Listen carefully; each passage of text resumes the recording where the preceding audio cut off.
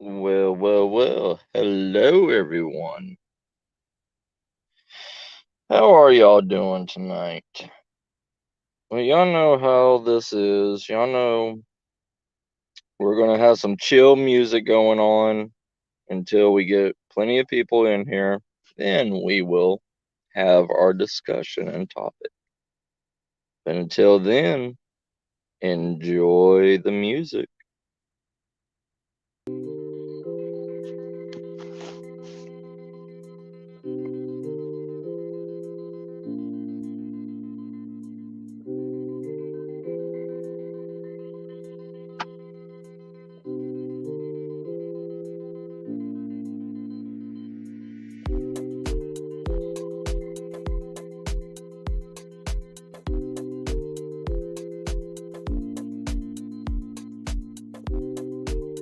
Hey, Prepper. How you doing?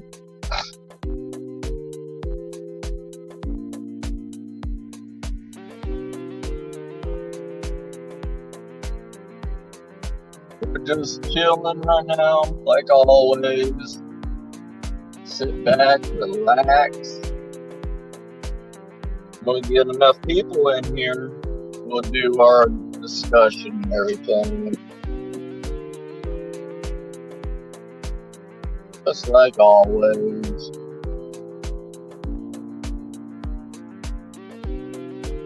That'll give me plenty of time to go and get my free third shift coffee and enjoy it on the trip home. Hey, what's your brother? How you doing?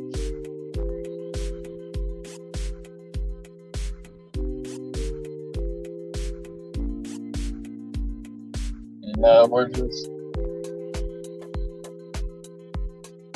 resting and chillaxing until more and more people get here. Till I get my refuel of coffee. Because today we ran out of coffee at my job, so I'm glad to hear that, brother. Glad to hear that.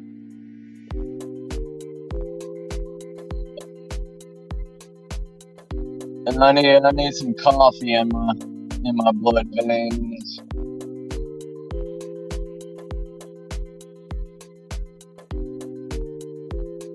And like always with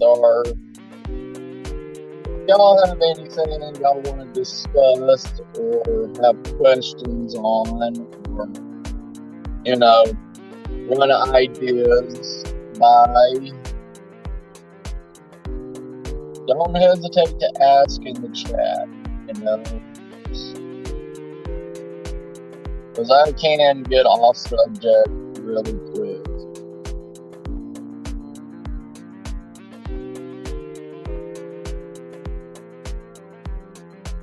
Thank you, brother.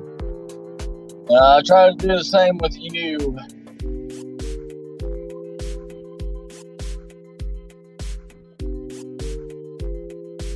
Hey, Paul. How you doing?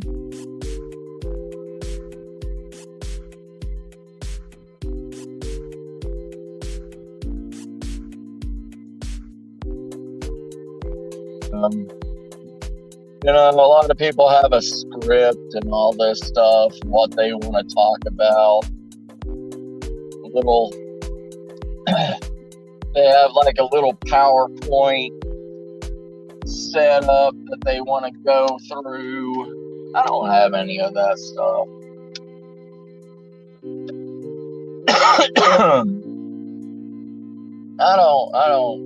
I don't think like that. I just talk about what I know,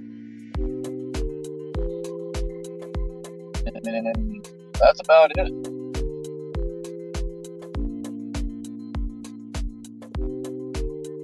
Give me 1 second, I'll look at chat in just a second after I stop at the gas station and get my coffee.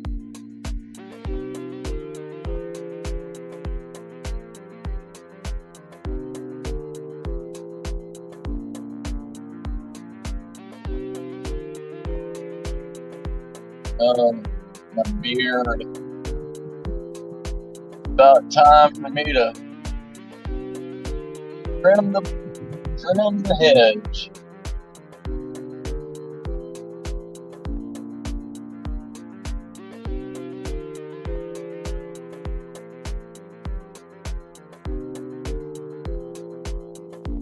Getting too hot in Texas to have a beard right now.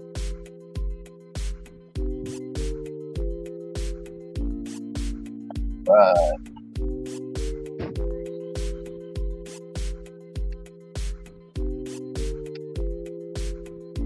Alright, I will continue to talk with y'all while I fix my coffee. My strawberry banana coconut coffee. Hey Oz brother, how you doing?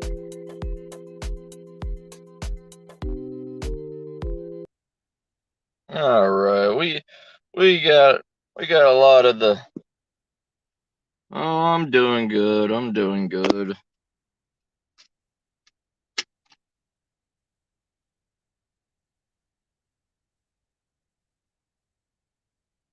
Yeah, same here, same here. Oh. Ain't that the truth, Oz? Everybody's live.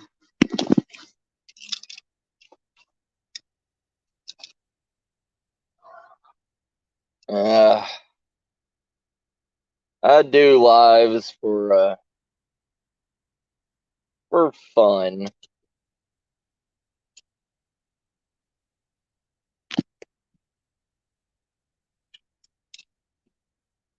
Ooh, nice. That's a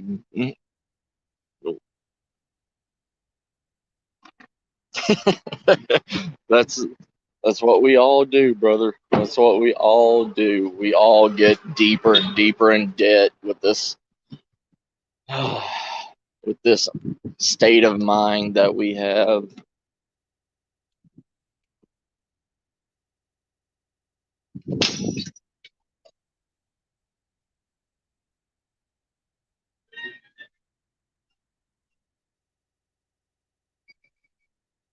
So oh yeah, I've went into plenty of debt with prepping and everything. It's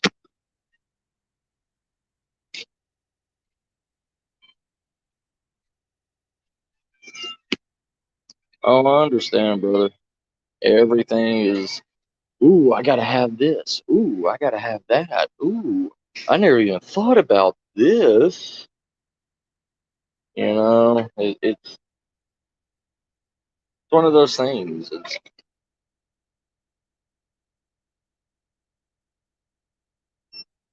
like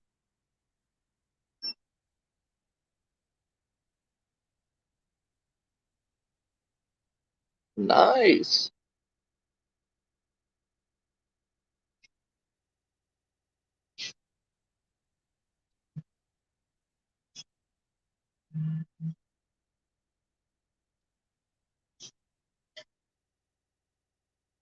Oh yeah. Hey, even the price of feed anymore is outlandish. I mean,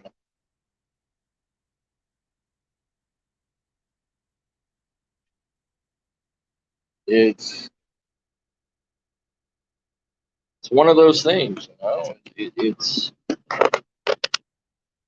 either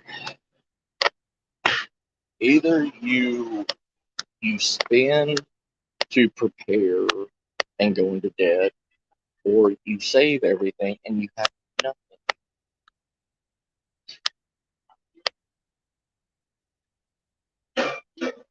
What's up, brothers? Hey, what's up? It's not enough money.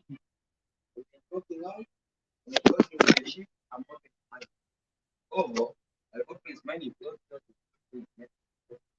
Bloody coffee. What about the time? Hey,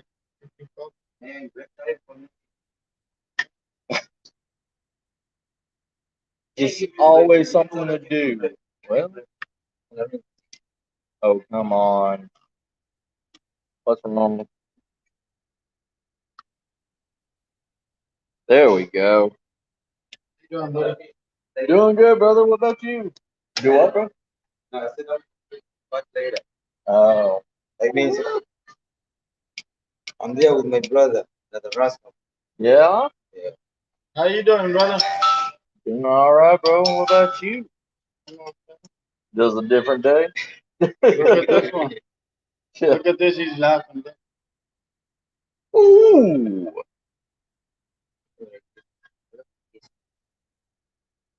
Yeah. But when he That gets whole a check, finger. look, when he gets a check, he doesn't get a check like this. When Yeah. he's getting paid, he's like, wow, I got money. How did that? That's a really my jazz. Don't listen to this. That is my rascal.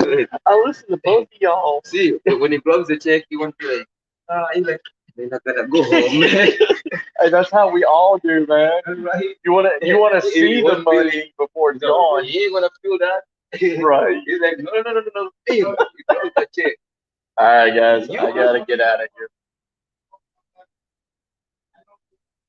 Let me open that for you. I leave it open on my ship. All right, guys. Y'all take care tonight. Take care, guys. Yes, sir. Y'all take care. Sorry about that.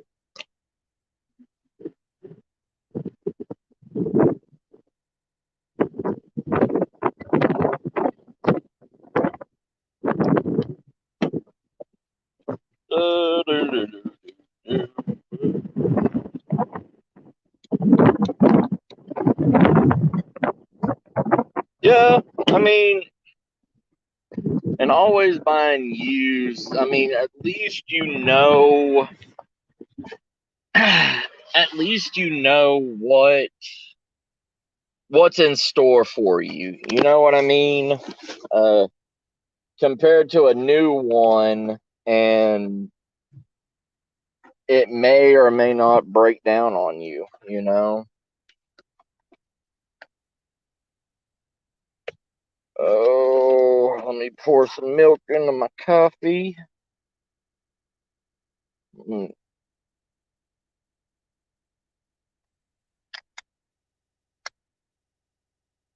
Oh, all the officers are out tonight. I wonder what's wrong.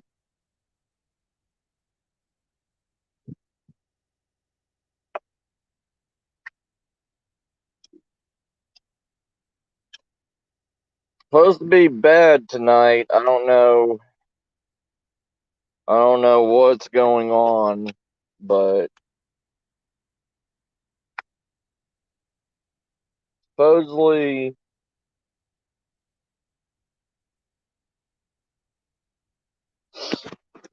Oh. Sorry, my friends and family.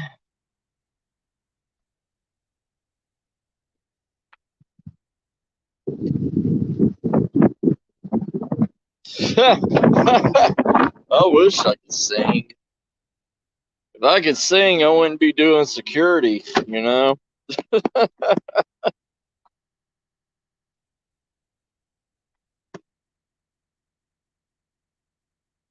Hey, free tools, you can't turn down free hand tools.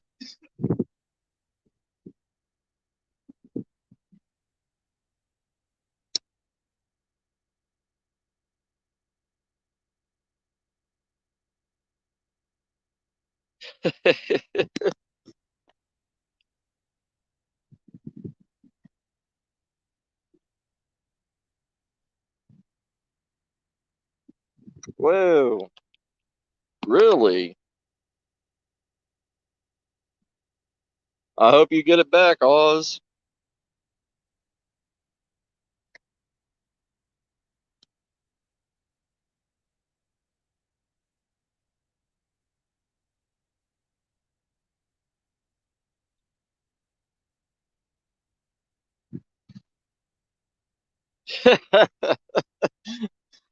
That sounds like a plan, Oz. That sounds like a plan.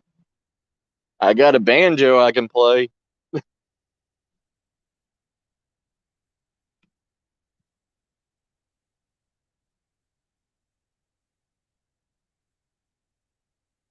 Well, that's nice, Oz.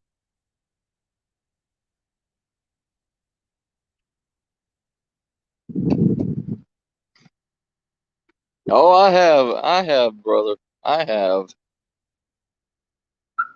I've listened to it, Warhorse. You sound good.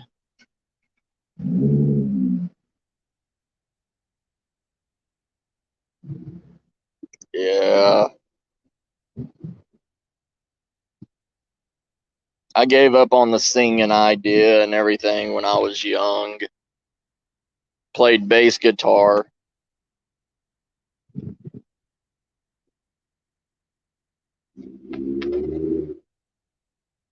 What is up, Nightmare? How you doing, brother?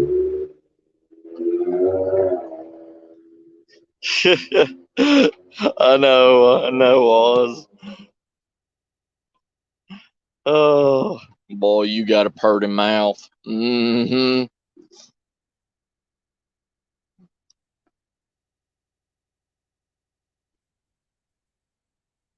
Well, that's good. Think Nightmare's talking about like the online, like like a domain name or anything.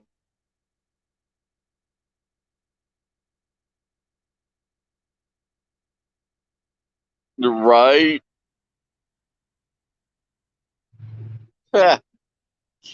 Oh yeah.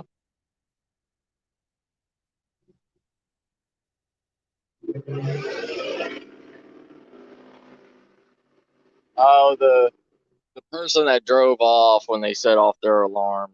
Gotcha.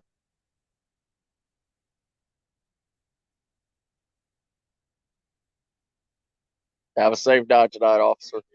No problem.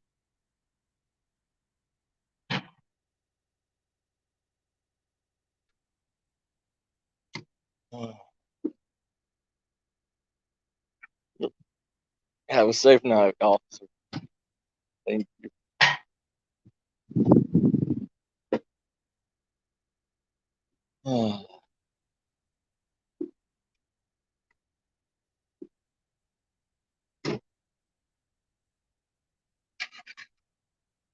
So we got people in here now. Right, Oz.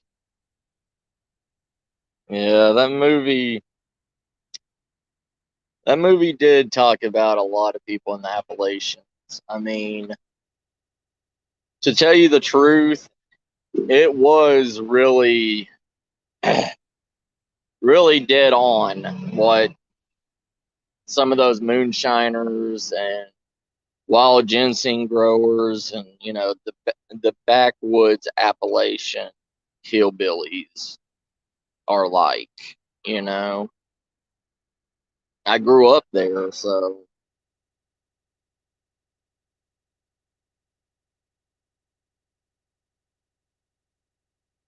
all right. So we got enough people in the chat now. Now I can.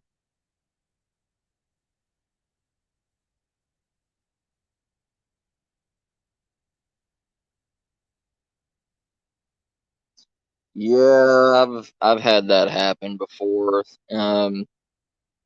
Now with phones, your phone has a limited life to it anymore. The battery portion of it, um, it loses charge over time because you need to reboot it back to factory settings and take everything off of it. So it's you have to take everything off of it, reboot it, make it a brand new phone again, and the charge and everything comes back. What's up, brother? Oh, I understand that. Work. Jonathan quit. Yeah, I had to be off today, but here I am. right. There's nobody here to do the graveyard. He's leaving in a few minutes. That's why I'm leaving everything. Yeah. We're busy on the phone. Oh, I'm good, brother. I'm good. But yeah, I'm gonna be taking off here in a minute. All right, bro. All right. You working tomorrow? Okay. I'll do All right.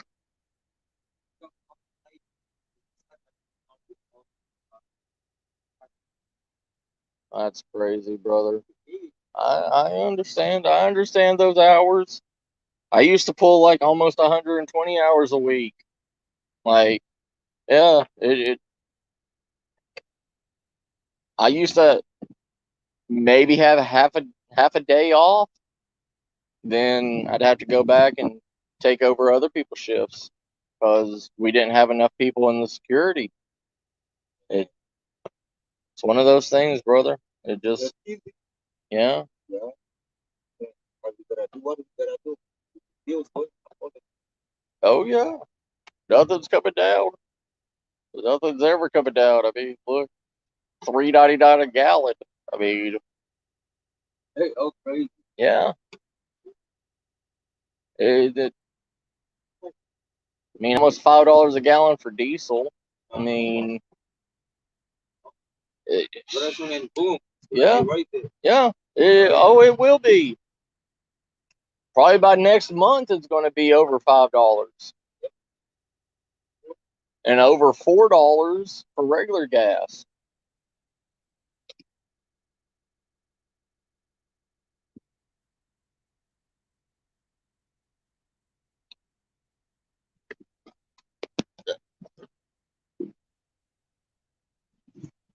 You take care, Muhammad. Yes, sir, brother. You too.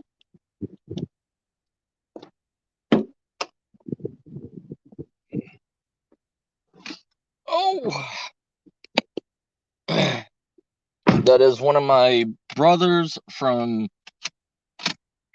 Ghana, Africa.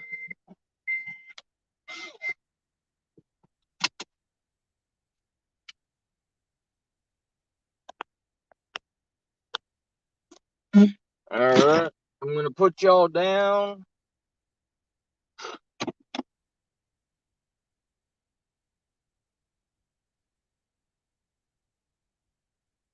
And see,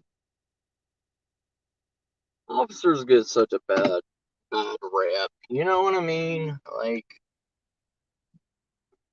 and it's not just officers. It's security guards get a bad rep. We all get a bad rep. Hey, Maria, sis, how you doing?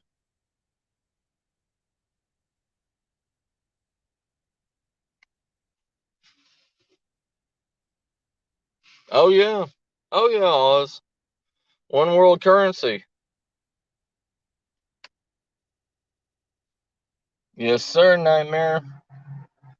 That is the Cherokee language.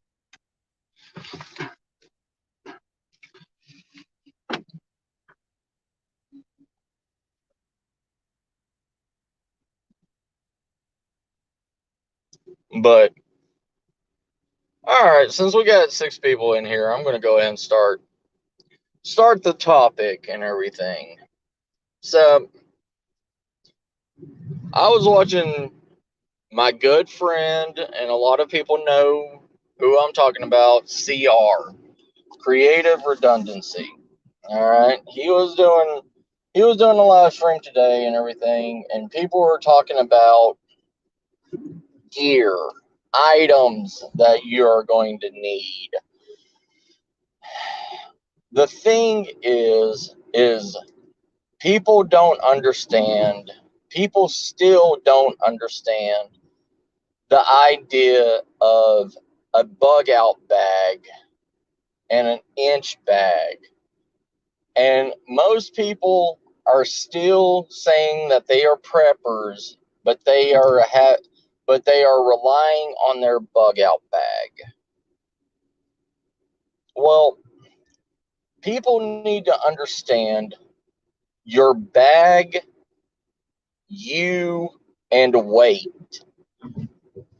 People need to realize that every bit of gear that is in your bag costs you strength, stamina, endurance, and it can also over encumber you. Over encumbrance, if people don't know what over encumbrance means too heavy of a load for you. It slows you down, it weighs you down, and it's not beneficial for you.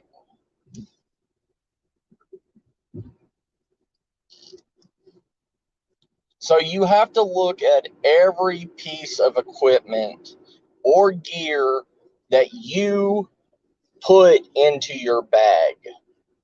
And you also have to know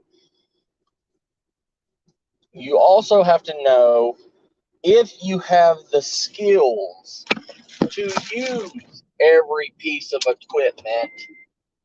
Oh, sorry.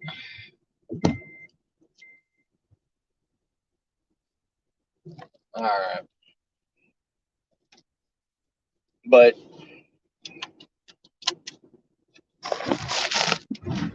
okay, I'm back. Sorry, I'm driving, so I can't read chat or anything. You know how this is. I go on a rant, then I come back and look at y'all's chat and I talk to you. But you have to look at every piece of equipment and gear that you put into your backpack, that you weigh down your backpack with. A backpack or a bag of any purpose has a strength test to it. It's only meant to carry so much weight without putting at its breaking point. And most bags are not made for either a bugging out or becoming an inch bag or anything like that. They are only glamorized pieces of cloth, pretty much.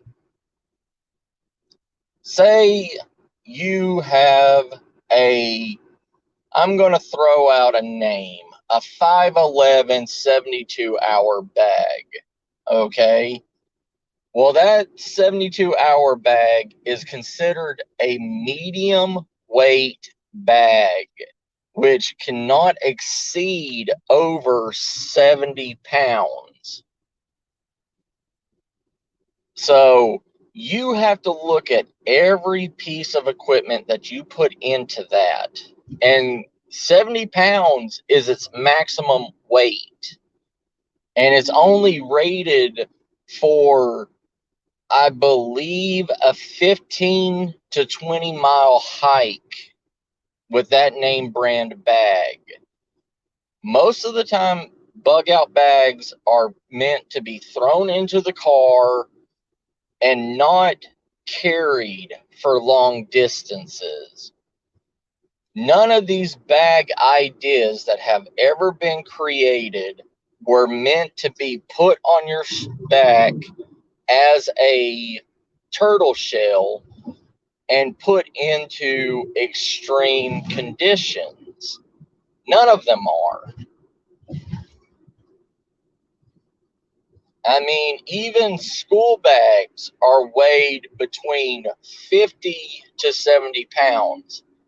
So a 511 72-hour bag is almost to the same equivalency as a regular school bag. So every little piece of gear or whatever that you put into these bags weighs it down. that means you have to. That means you have to.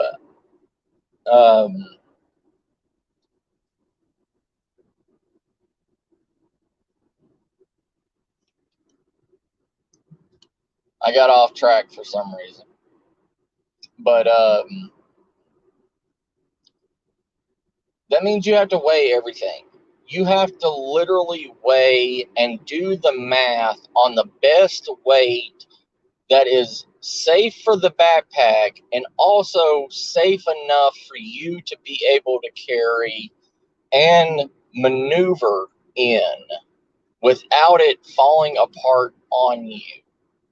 Because that's one of the problems that backpacks have, is they will unravel on you. Their stitching will pop.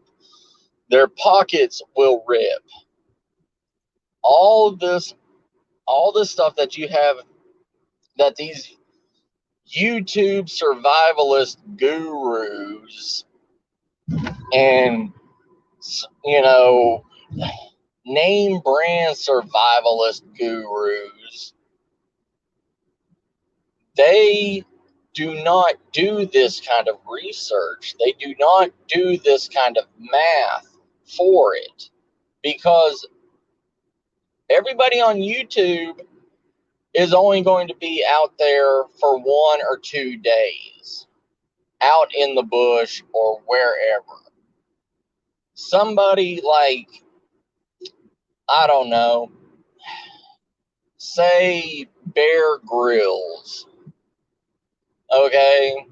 Say if Bear Grylls is out in the woods and everything, he's out there for 7 days. And he even said that backpacks are unreliable for an emergency situation, because they catch on anything.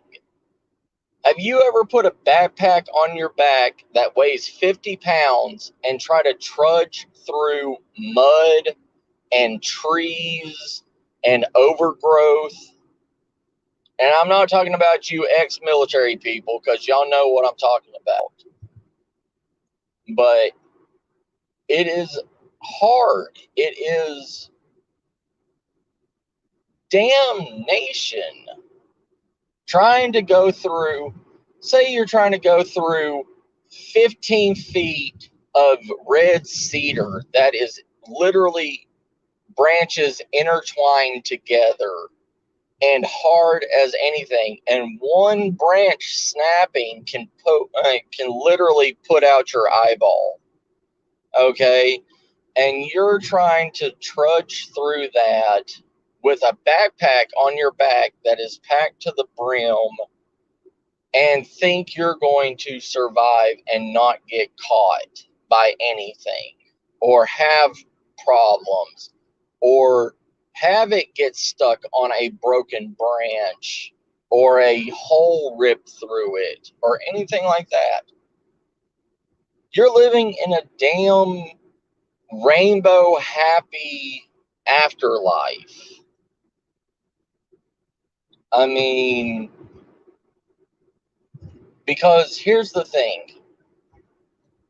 No survivalist, no TV god, and no YouTube clown. Yes, I'm saying it. YouTube clowns.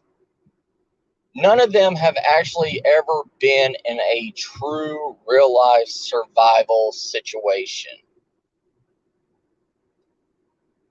That's not, they can't show that stuff. Because you know why? They're more worried about themselves and their protection than they are teaching you anything or showing you the bad side of everything. Because every situation has pros and cons to it. You cannot name me one scenario, one situation that is all pros and no cons. You just can't.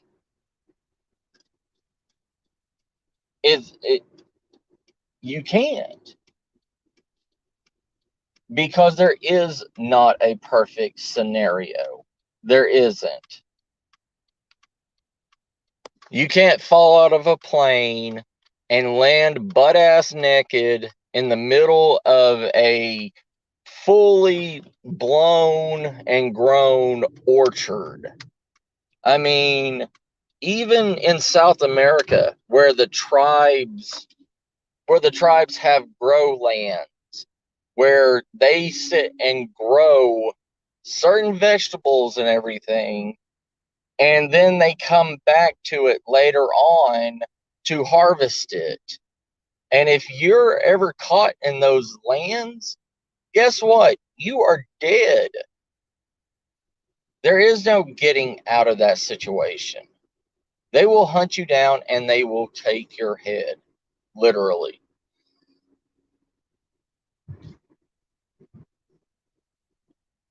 But the thing is, you know, all this survival talk, all this prepper talk, all this homesteading talk, all this tiny living talk and everything on YouTube is just that. It is talk.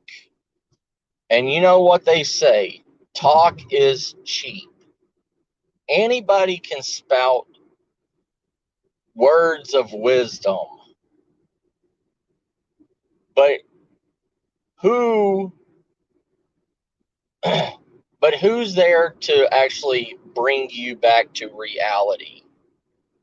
Nobody is. Nobody in this damn YouTube is going to bring you into reality. It just won't happen. Because nobody wants you to listen to the truth. Nobody wants you to listen to what will really happen out there if you are in a survival situation. None of these people are survivors. None of these people are survivalists. We call ourselves that, but we're not. We are humans. We get up every day, just like all of you in chat. We make our coffee, we put our pants on one leg at a time. We read books and we think we're one step ahead of the game than anybody else because, oh, look, Matthew has 20 oil lamps. He's got 17 different backpacks full of gear. He has over 100 ferro rods. Yeah, that's all fun and good. You know, I know what I'm doing with that stuff. But how many people out here have no clue how to use a ferro rod? Can you start a ferro rod? Start a fire with the ferro rod? And I'm not talking about a ferro rod that you paid $120 for and is supposed to send out flames of ever-loving hell out and start anything. No, I'm talking about a cheap Walmart aluminum-based ferro rod. And guess what? It's broken. If you don't have the right tinder or anything to start that fire with, and it's pouring down rain, and that's the only piece that you have, can you get it?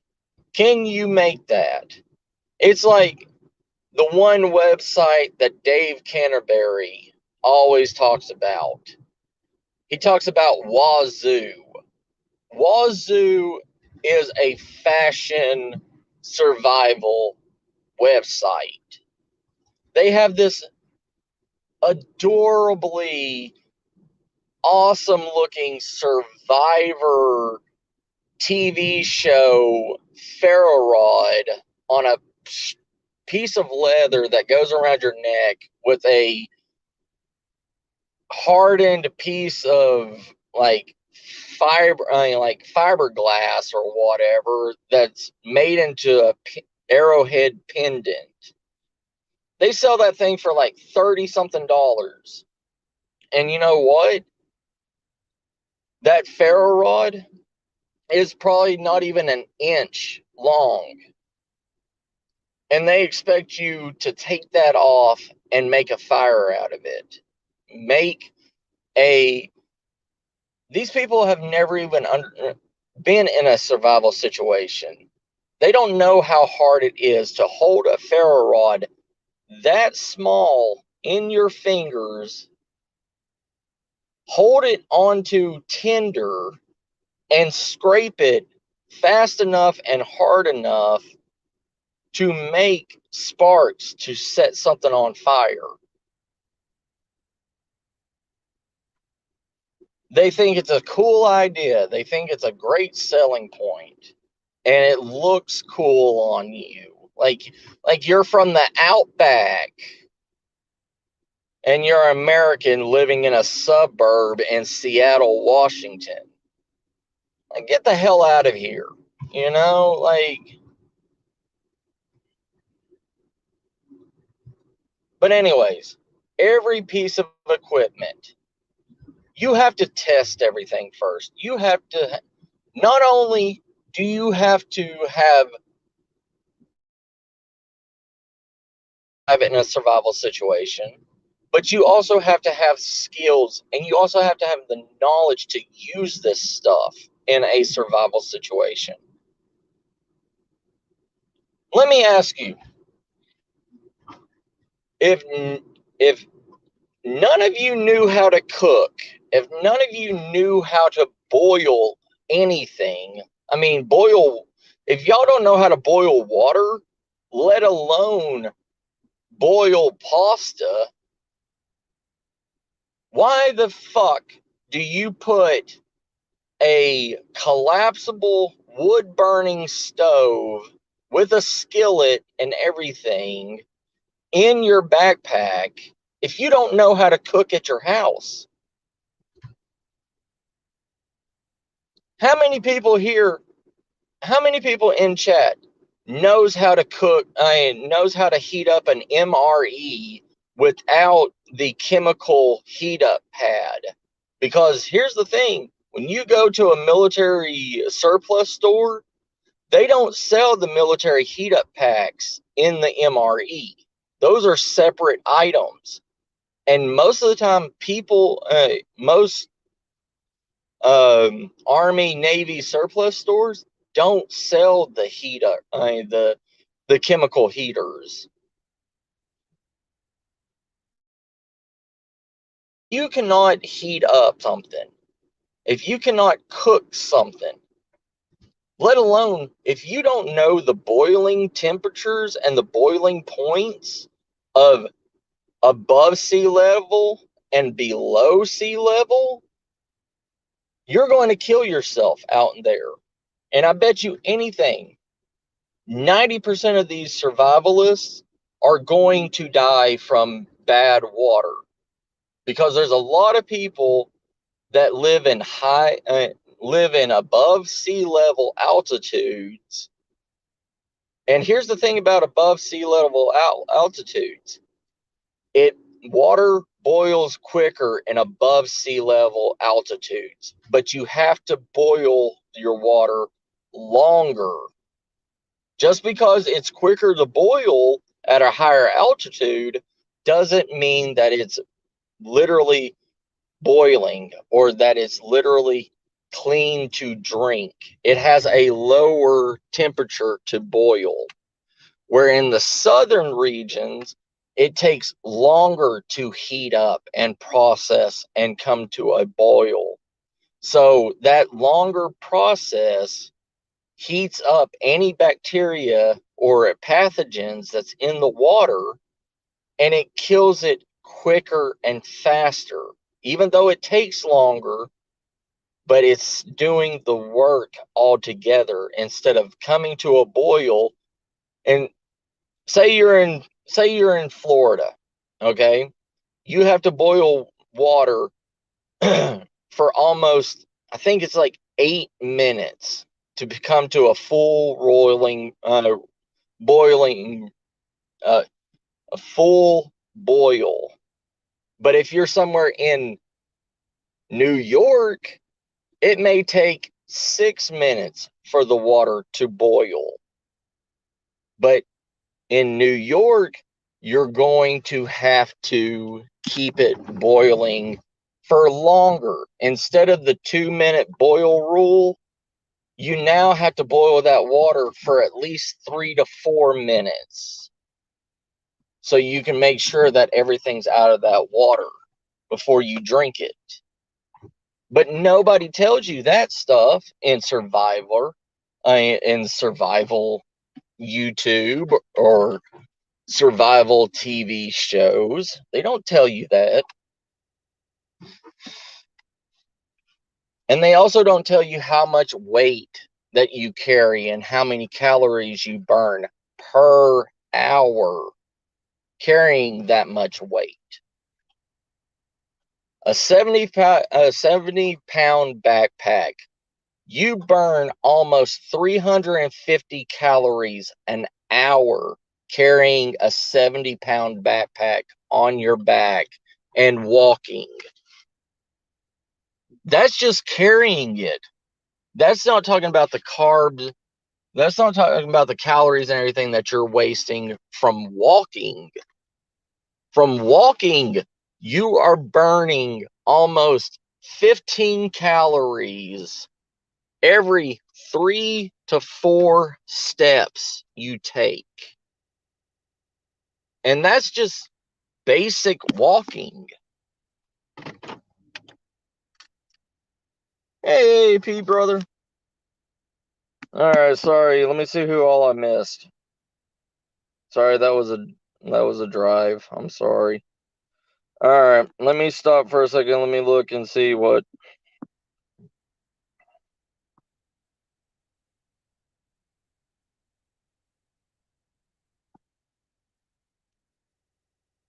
Oh, Maria, I'm sorry hearing you're having complications with the mesh from your surgery.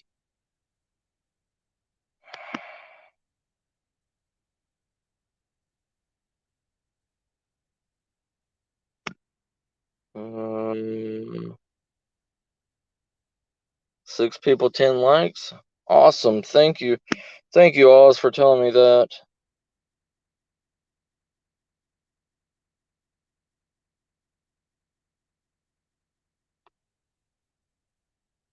Oh, Nightmare Tell Wolf, thank you.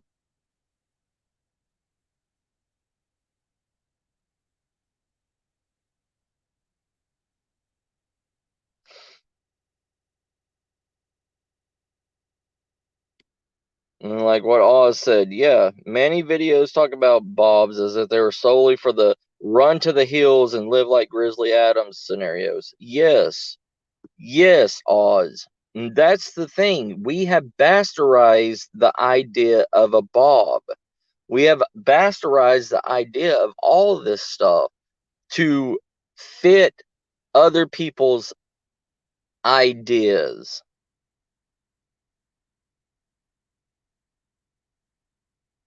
Hey, Bama brother, how you doing?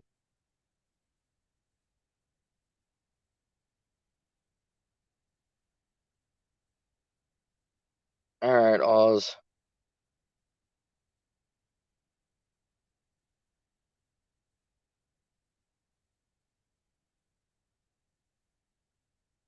Hey, newbie, how you doing?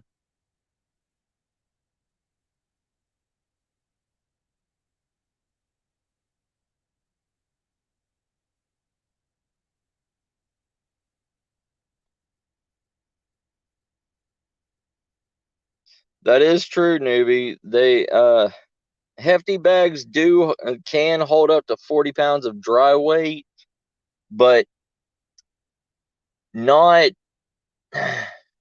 But the thing is it's only supposed to hold it for a certain amount of time.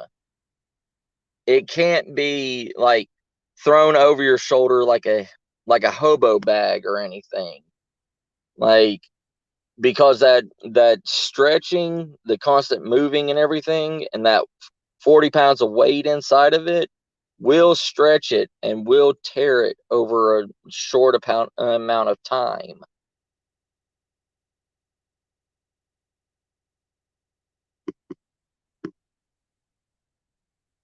Hey, Sammy sis, how you doing? And yes, I'm talking about that flint rod thing, a ferrocerium rod, Sammy. A spark thrower, the same thing that you have in your basic Bic lighter.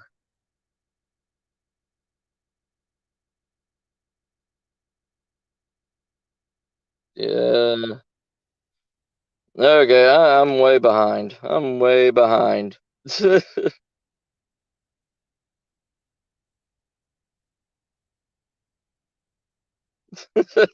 Thanks, Nightmare.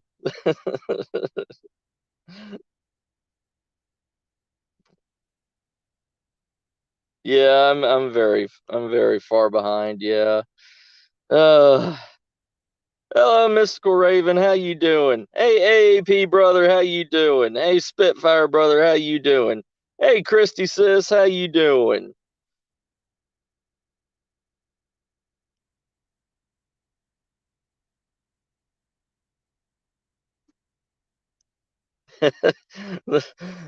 uh, the little red flint. Yes, the little red flints and Zippos. Yes, they come red and like kind of like a charcoal gray. I'm good. I'm about on the same level as you. I'm home and bored as well. But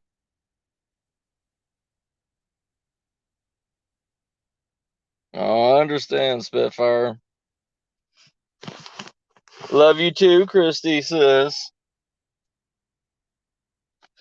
Yeah, but the thing is most survivalists have bastardized the all ideas and all thought of the word survival.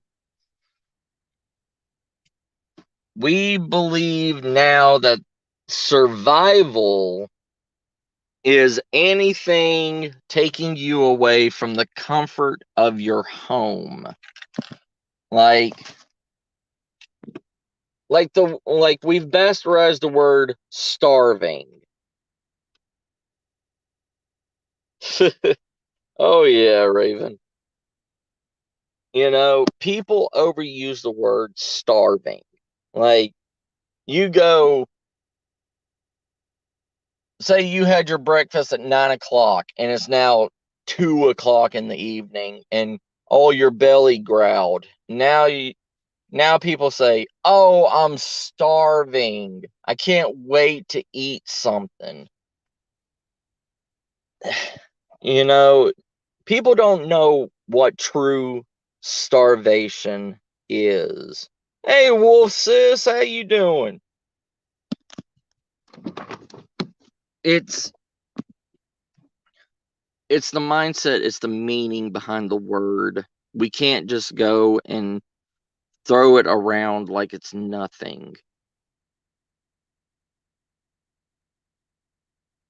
Yeah, see, Wolf? Yeah. Everybody uses the word starving, but nobody knows what true starvation is until about 3 days without food. Here's the thing, and I'm gonna give y'all this true and straight. Most of these preppers, most of these homesteaders, most of these survivalists are literally going to starve to death. How many in chat, and I want y'all to be honest. Type a 1 in the chat if you do this. Type a 2 in the chat if you don't do this. But how many times have y'all went to a place to eat, and instead of taking the leftovers home with you and saving it and eating it again, you just sit there and you waste that food? You throw it, you leave it on the plate, you leave the restaurant or wherever, or you just throw it in the garbage. How many of y'all do that?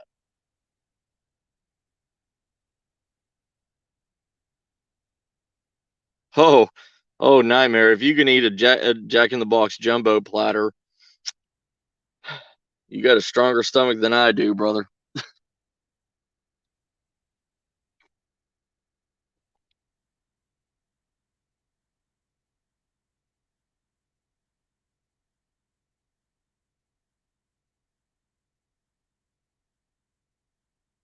Yeah, I grew up starving, Spitfire. I know that feeling. Like, I grew up poor. All right, then. See? And here's the thing. Wolf's not a prepper. Nightmare's not a prepper. Raven's not a prepper. Y'all know the value of food, correct? I have seen hundreds and hundreds of people literally throw food away and not take it with them or anything. People in my survival group, we will go to a restaurant and eat, and I'm the only one getting a to-go box to take my stuff home. The rest of the people in my survival group left half their food there. They didn't even know. They would not take it home with them because they said that they would not eat it again. They would not eat half-eaten food that was left in their fridge. Right, Nightmare. Right. You know, I grew up in a poor poor family. So if you finished what was on your plate, you know, you didn't put more food on your plate than what you could eat.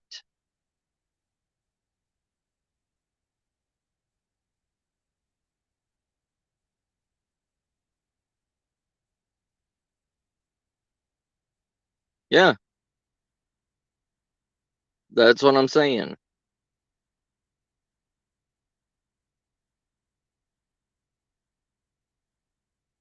Yeah.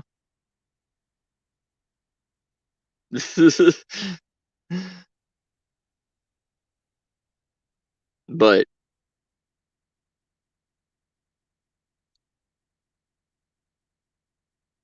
right, Raven. Right. But that's the thing. That's the thing that this world has been taught. We are all from an older generation. We were all raised with a different mindset than people are today. I mean, look how next time you're out and you decide to go to an all you can eat buffet, just or drive by an all you can eat buffet and just walk in and look.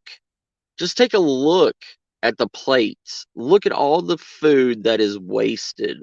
All the food that people will just eat their want out of it and throw it away. Oh yeah, Christy, that's the same with my animals. My animals, they eat all my leftovers.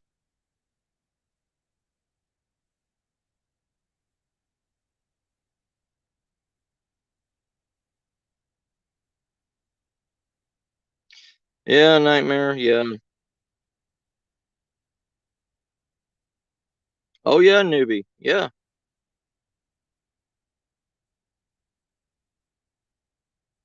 Oh yeah. I understand. But we we as a we as a society now, especially in America, okay? America over any other place, because I know a lot of other countries don't have the same mindset as Americans do. They never will have the same mindset as Americans do, and I don't blame them. But we have turned our children into the same thing that we are. If the child does not want the food or anything like that, I have literally went to some of my friends' house and they made food for their child and the child would not eat it. So they ended up throwing away a whole entire pot of macaroni and cheese because their child would not eat it and went and made them chicken nuggets. And that child only came and ate like 4 of the 10 chicken nuggets. And instead of saving that and like giving it to the child next time, what'd they do? They just threw it away. They did not continue saving. And that one friend of mine is one of the people that's in my prepper community.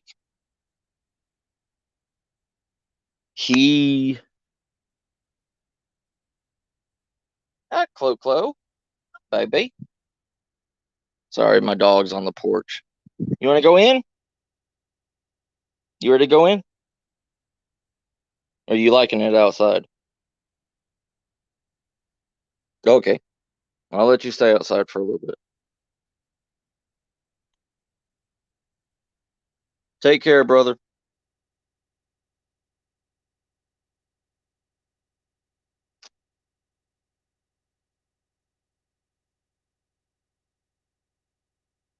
Oh yeah, yeah. But if we are raising our children and we are allowing others, say our significant others, to be like that, what's going to happen? What is going to happen to the world when an SHTF situation happens? What is going to happen?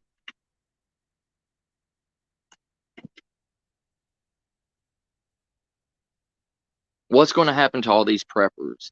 What's going to happen to all these people that are coming into this lifestyle now?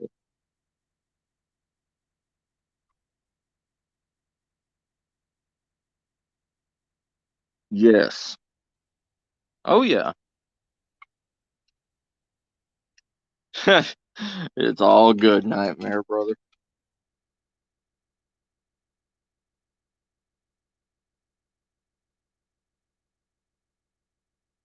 Oh yeah, Raven. Yeah. It's the same thing. It's you have to look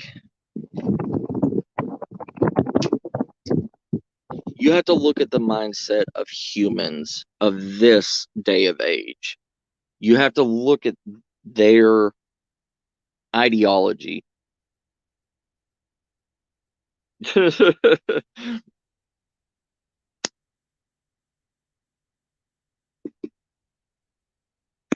Look at how people react today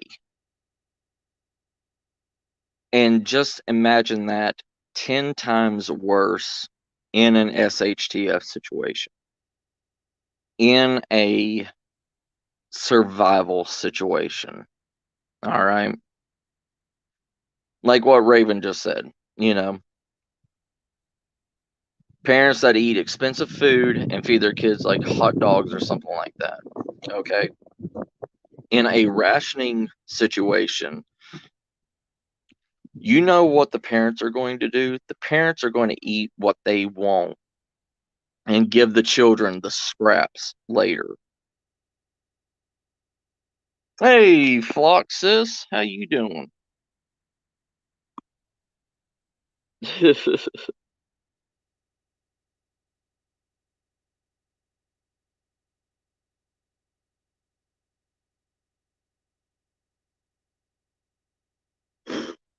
Right.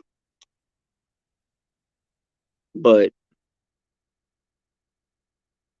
people do not,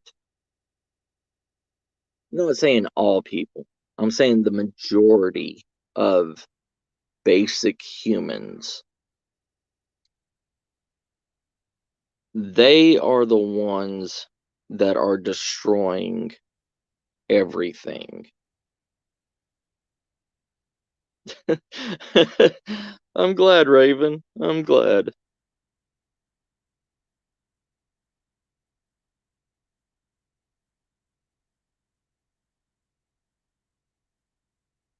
Yeah, Raven, here I want everybody to discuss everything. I want this to be a family, to learn together, to grow together, to be smarter, to be able to take care of yourselves in not a way to break the bank.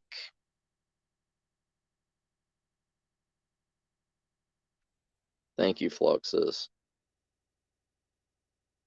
But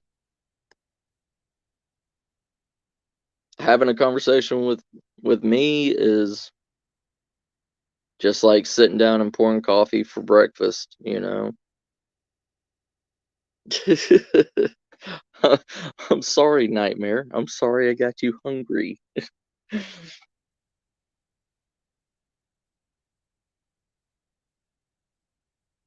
But going back to the bag subject. See, I am human. I have the mindset of a lobotomized squirrel. So I get off track a lot. But it all comes around. It all makes sense why I do. I jump from one topic to another topic to another topic.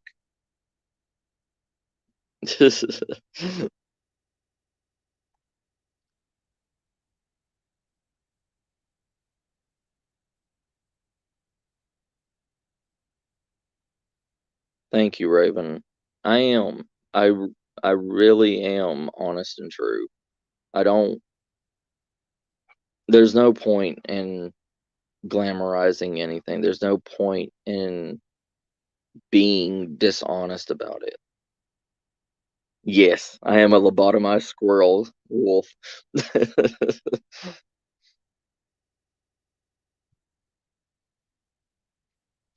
But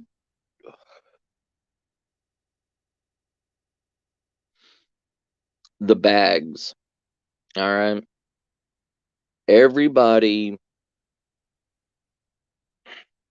the survival community, the prepper community, stuff like that. Half of these people have never been in the military. Half of these people have never been in a survival situation. Half of these people don't even understand what the word hunger pains are because they've never experienced it. Thank you, Wolf Sis.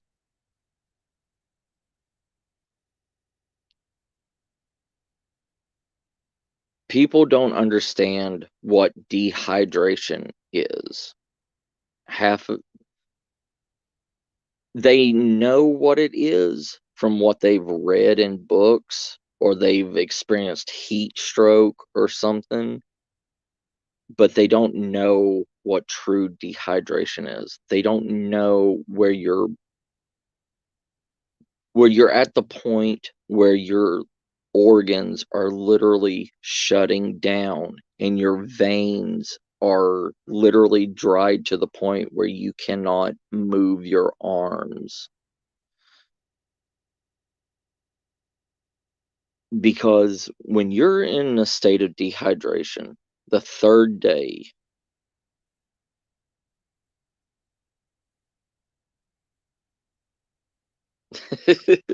oh, oh, trust me, Raven, I'm the same way.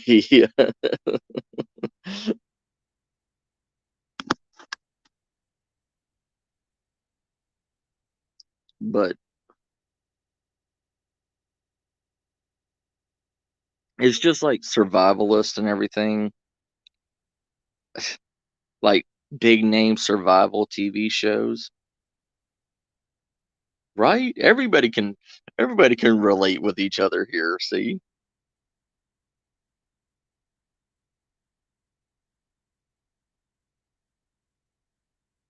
That's it, newbie. There is not a specific brand that is be all, beat all. The the Swiss brand backpacks are very good. Um, they come in multiple different kinds of bags and stuff. I mean, bags and what do I call it? Models. Um, but like the Swiss gear bags, those are really good bags for what their purpose is. And it's meant for schools. It's meant for people that work. Um, but also I found out that you can get what's called a tool backpack now. And tool backpacks like Husky brand, anything like that, you want to look at those kind of bags too because they have a higher tolerance because they're meant to actually carry tools in them. So they don't have a lot of space. Don't get me wrong. They don't have a lot of different compartments or anything like that. But the weight tolerance is good on it. Cheers to you too, Flock. Most bags that you're going to find are from name brand survival websites. Hi, big box. Um, let's see here. Purple is my favorite color. Um, the leaves represent my admiration and my love for the wilderness. Second star is because of Peter Pan. I love doing survival, bushcraft, prepping, everything. And it all falls under the terminology of survival. And my background is a beautiful starry night. And that is the best scenery I could ever think of to put as my background.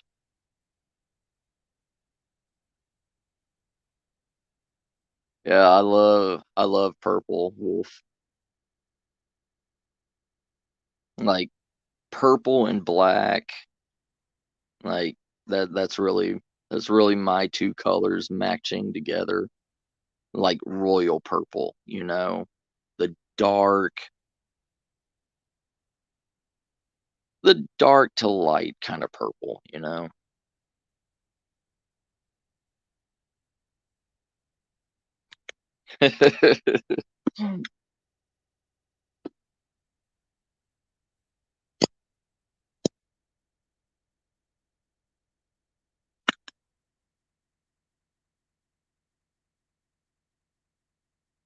Oh, I made this myself, big box.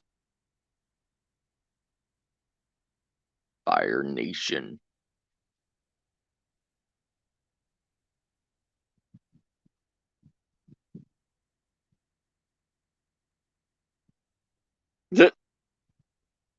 Oh, I understand, Wolf. I used to change my hair a lot of colors too, back when I was younger. Back when I had long hair down between my shoulder blades. God, that was 20 years ago. Oh, I'm old.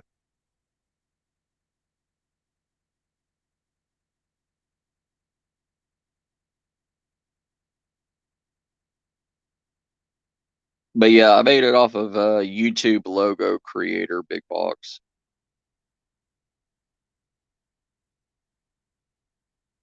But and here's another thing. Yeah, yeah.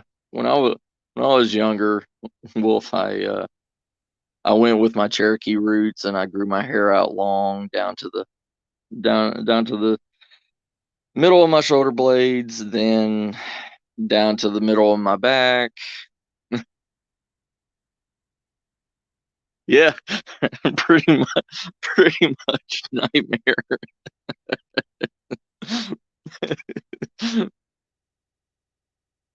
I could rock it. I could rock it nightmare.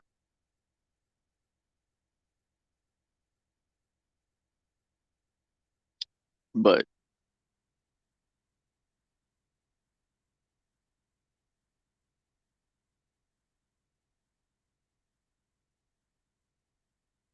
oh yeah, Raven. I have the same thing. I have a year-round garden. I also have about 150 chickens that are I have Rhode Island Reds, which they're not like white Leggers or anything, but they produce more eggs than white Leggers, but they give about the same amount of meat. I also raise guinea pigs as my meat because I lived in Tijuana for about a year and a half, and I learned from the Tijuanans, the people of Tijuana, that guinea pig was a main delicacy in, you know, around there.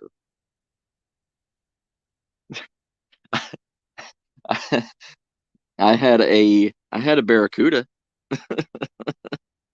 and I also had a Chevy Monte Carlo. Nightmare. But and I also raise lion's mane rabbits. Those are my three food sources that that I raise. And I also hunt. I have axis deer, whitetail. I have black bucks here in Texas, and I also have um, wild javelina pigs.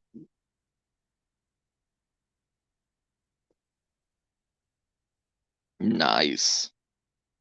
Yes, sir. I had the CUDA. I had a 68. I had a 68 Barracuda. I think it was a 68. It was a 68 or a 70. I don't remember. I got it when I was 18.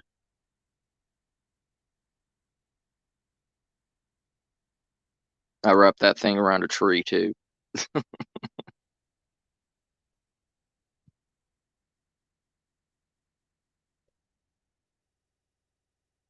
Ooh, is it the fastback Mustang, the 71 fastback, or is it the regular 71?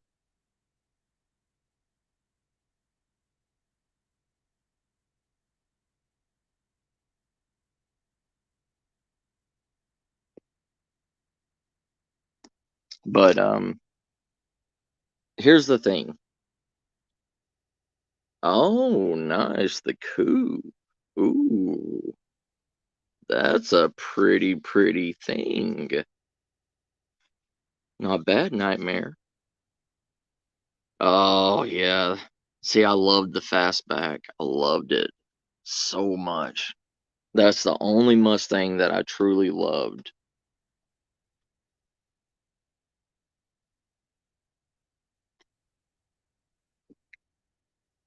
But there is, like I've said in other like I've said in other live streams, there is multiple bags for multiple purposes. There's the basic Bob, which is a bug out bag.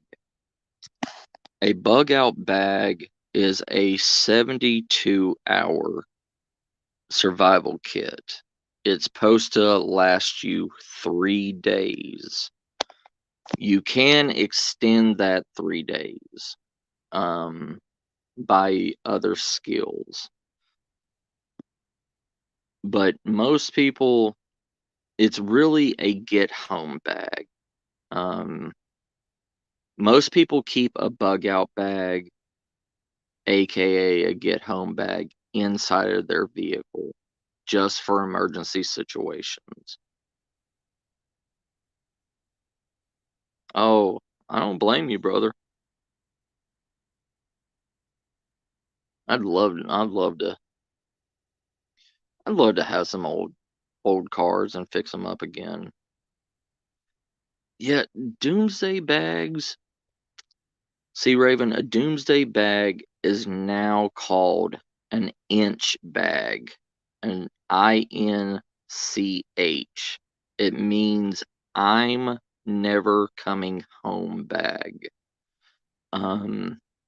They kind of took the name Doomsday out of a lot of like survivalist and prepper communities because of a certain TV show that was named after Doomsday Preppers, you know. So, to be more politically correct, it's called an inch bag now. Like, if you go into a prepper or homesteading or survivalist community and you say the Doomsday bag, oh, they will chase you out, like you just said, that demons or Nephilims live with you, kind of like in other communities. You know what I mean? Every community has their trigger word. Every community can and will turn against somebody. That's the truth, especially with terminologies. Like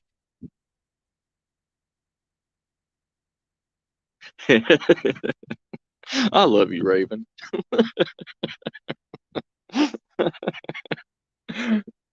I want to take you to some I want to take you to some of the chat rooms I go to just so I could see how many people you give a heart attack to.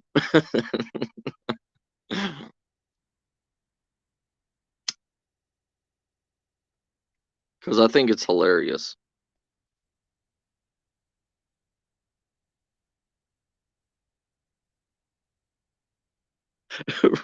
Right, Nightmare?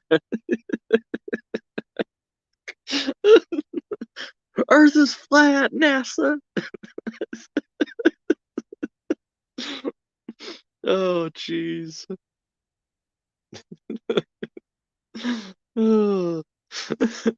NASA, I hate to tell you, but you're wrong. Thank you, Raven. Thank you. I try to make everybody feel at home here. I know I try my best, you know.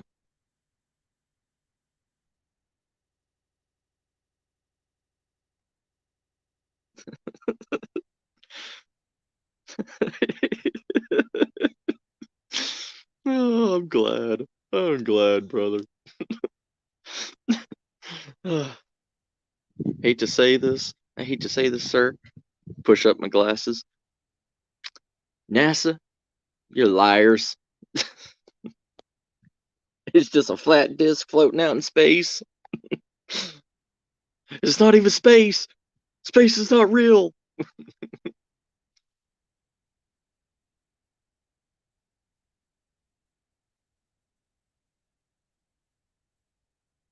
Thank you, Raven. Yeah, and that's what that's what I want with my channel. That's what I want with everything is I want people to, you know, because we're all in this together. You know, there is no specific groups. There is no you're this or you're that or you're this. There's no need for glamorized names anymore. You do what you do. It's all for survival, for everyday life survival. It it goes for any and I hate saying this, but it's the truth. It goes for any hobby. Everything is a hobby unless it truly happens. I mean, homesteading is a hobby. Bushcrafting is a hobby. Survivalism is a hobby. Paranormal investigators is a hobby. Cryptid hunters is a hobby. You know, everything is a hobby.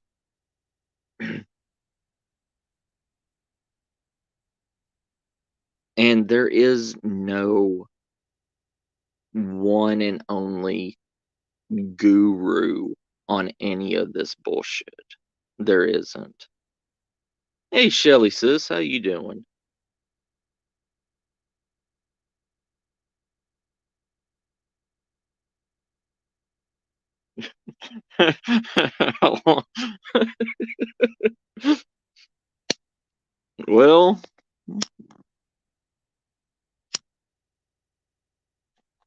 Well, Nightmare, let's see here. If you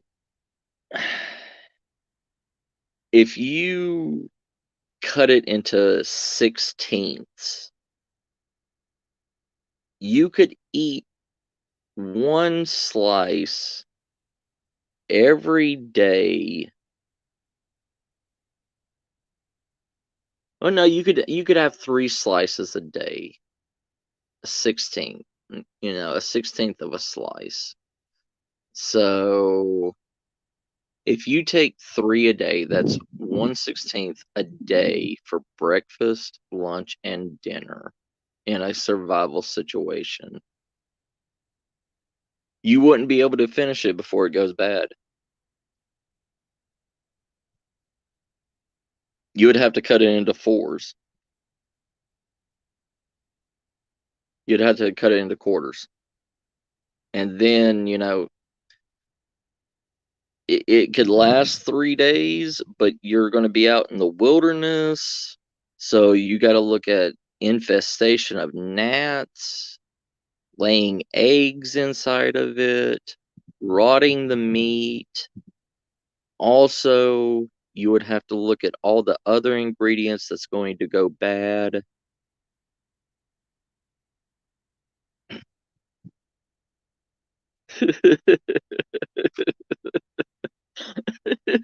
Nightmare.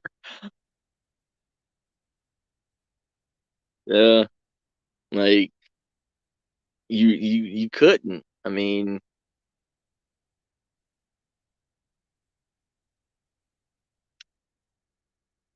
I was trying to look at a mathematical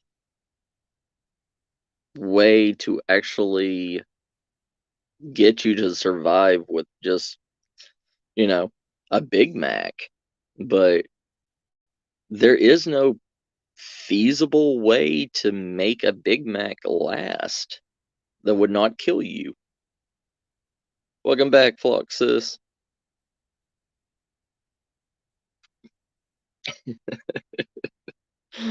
Who's kid? You know, we all would, you know, eat it before we even figured out we were lost.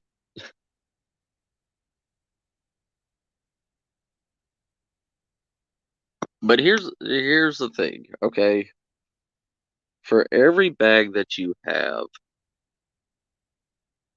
look at all the gear that you have in it, okay?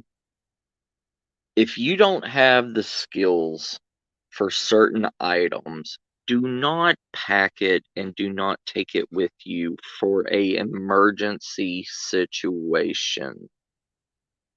All right?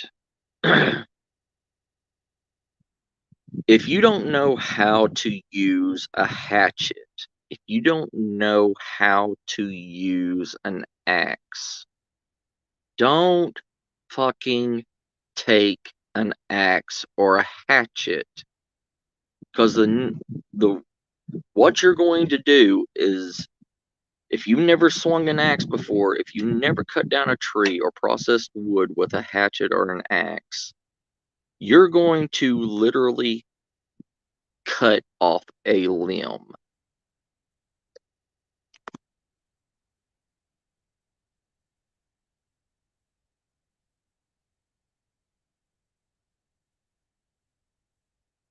Oh yeah, Raven. Yeah, that was the same with me.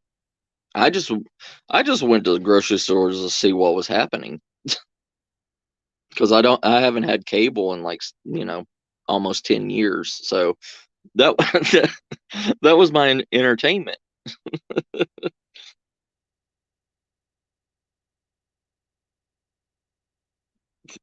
you got you got lost with the burger. That's a wonderful, Nightmare. You're on my scouting party now. Just for that quote. But look at all the gear that you have. And I know, yeah, big box, the zombie survival in my mindset is not going to be brain eating creatures roaming around the streets.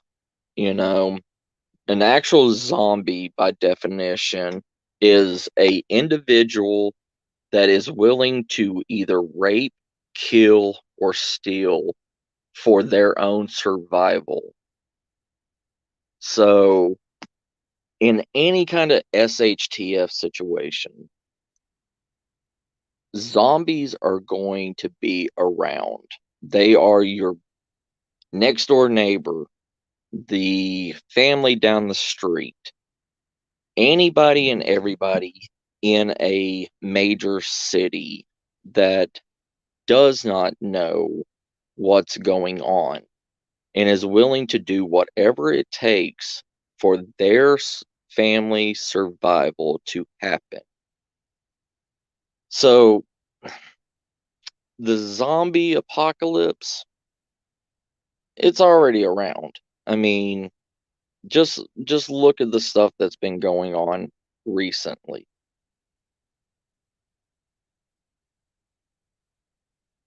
There you go, Shelly.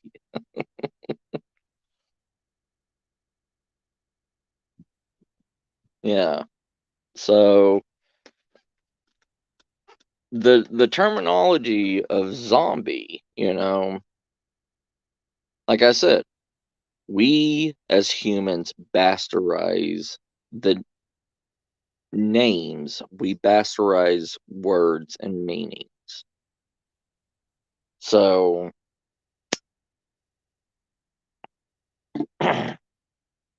you will see anybody and everybody literally roaming around, doing whatever that they can,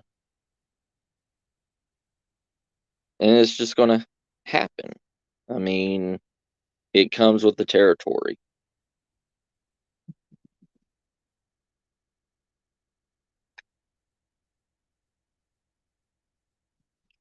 I mean, all you have to do is literally look at the homeless situation that's going on in California right now.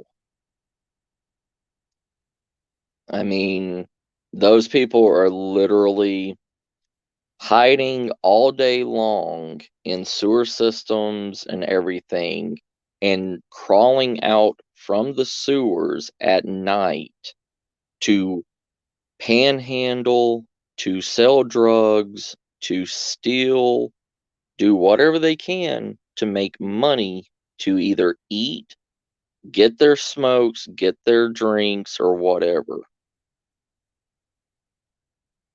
Yeah. I mean, that's literally a zombie movie idea right there, you know? Humans crawling out from the sewer systems at night. I mean, it happens. Look at how New York was during the 80s with all the gangs and everything in New York City. Welcome back, Flock. Yeah. So, see, like, Flock knows.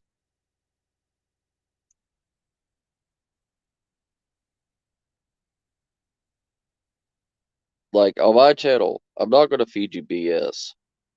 I mean, it's literally going on right now. I mean, look at there's a new drug that's been created called Zombie Land. It's it's somewhere in Chicago going on right now. Yeah.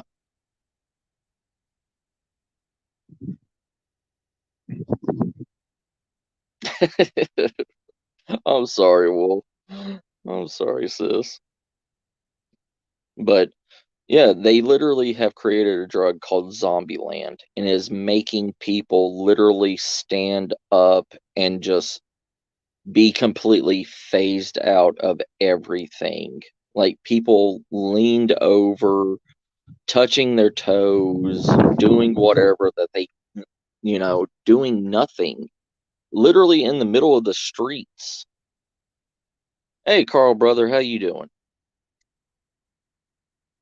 With stuff like that, it's already here. It Yeah, yeah, Raven. It's just like bath salts, except for it does not give them the rage-induced hatred as bath salts did. It literally tranquilizes the human body to not be able to interact, to it puts you in a hallucinative state so much that you cannot move your body at all.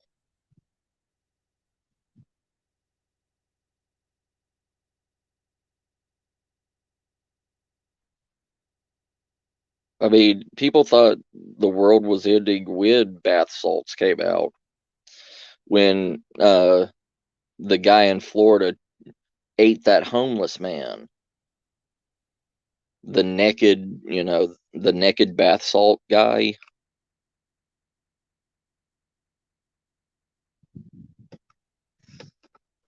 But drugs, I mean, drugs are drugs.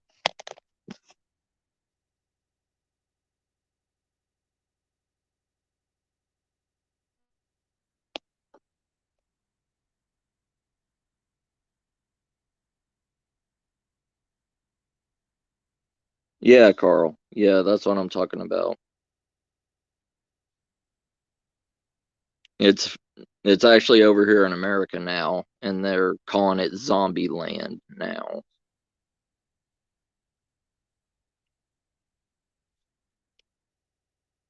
But drugs have been messing up people all the time. There's been reports of, when acid first came out in the 70s, and there was a lady that was high on acid, and her baby daddy or whatever was tripping balls and literally put their newborn baby in an oven and cooked it. I mean, there's been hundreds of cases of drug users that have literally ate humans and cut their own faces off and did everything to escape quote unquote reality.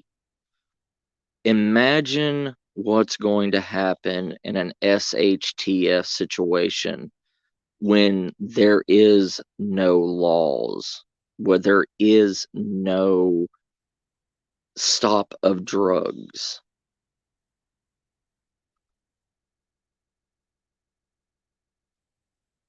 Yeah, Carl. Yes.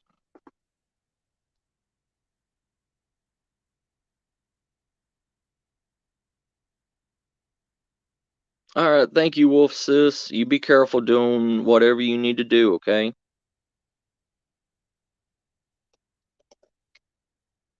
But that's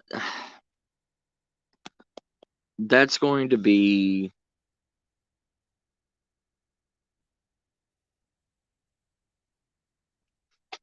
Raven.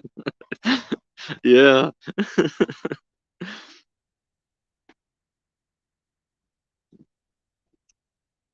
I'm just saying, just saying what rolls off my tongue, sis.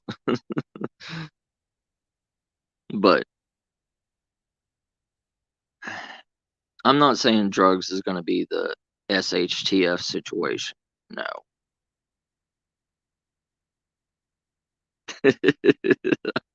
Awesome. I don't want to get rid of you, sis. Don't worry. Welcome back, Flock. But the thing is during an SHTF situation, you're going to have to look at other things. You're going to have to look at people that have no restrictions anymore. We need to get on panel together one day, Raven.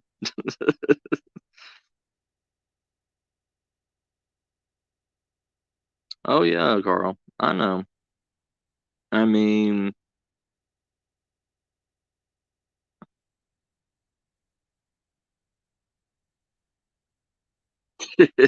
right, Flock. But you have to look at every situation in an SHTF. There is no perfect way out of any situation. I know, right, Raven? I have went over every survival and SHTF situation, and there is no perfect scenario. I have went over every single one of them hundreds of times. I know, right, Raven? That would be awesome. And like, we could cover 500 topics in like 20 seconds.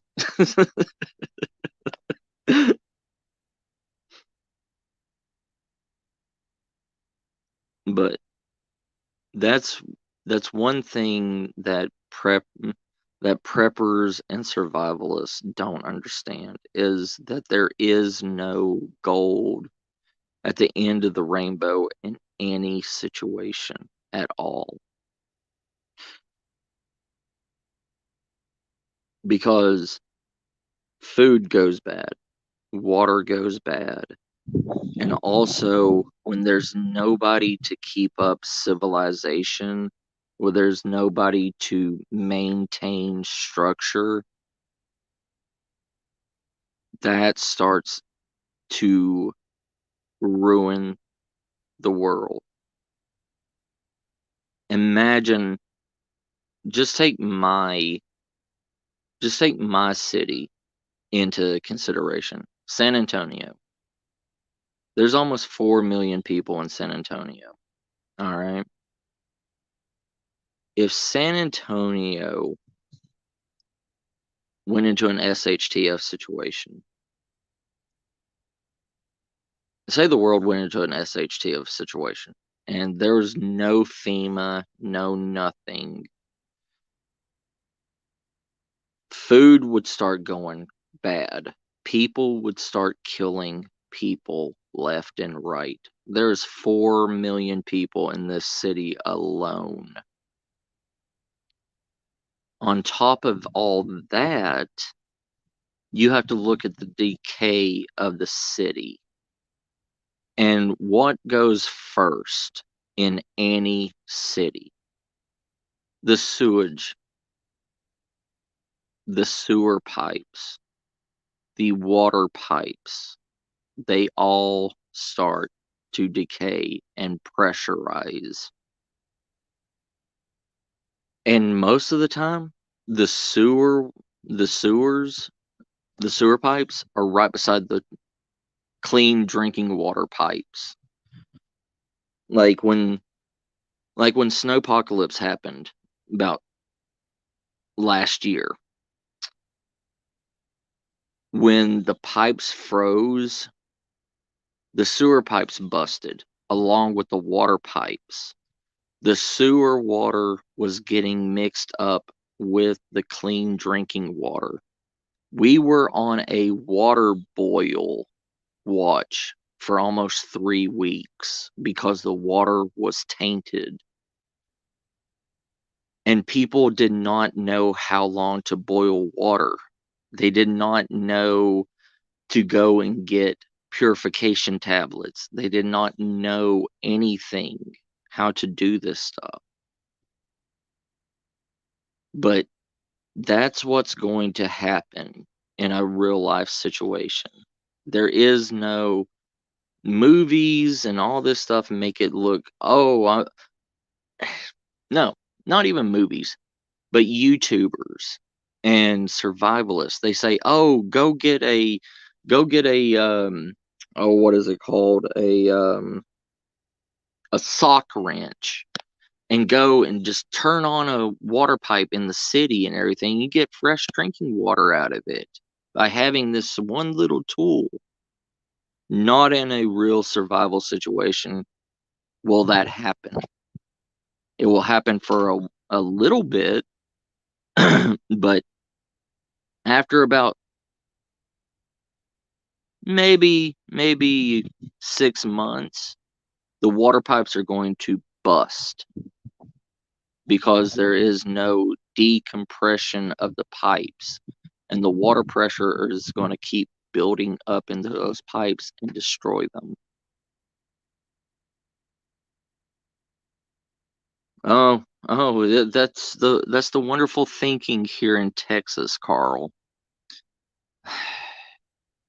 Because we don't have, the problem is in Texas, you can dig about maybe 3 foot and you hit bedrock because Texas used to be at the bottom of the ocean.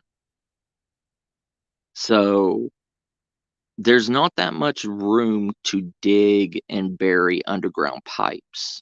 So they just opened up the ground and put both pipes together right beside each other and said, "That's good enough." And that's what we're stuck with here. And also, San Antonio goes through so much droughts a year that most of our drinking water in San Antonio is gray water recycled. That means shower water, toilet water, everything that is clean water is recycled and put right back into our pipes for us to drink.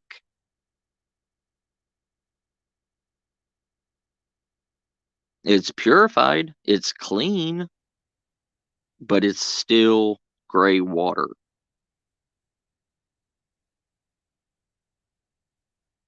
I mean, That's how desert cities live, is by recycling water. They don't care where it comes from, as long as it's clean and as long as they can purify it. Is that what you do in Finland? Really, Wolf? Crazy. Huh. I thought y'all had plenty of like natural drinking water in Finland.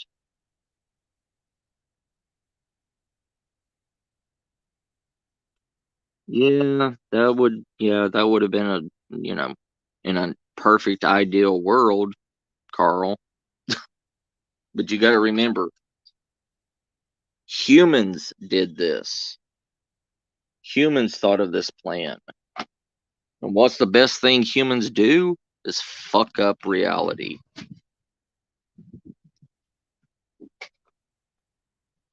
They don't care as long as it's cheap. Ah, okay, Wolf. Okay, sis. Gotcha. And that's understandable to a certain point. You know what I mean? But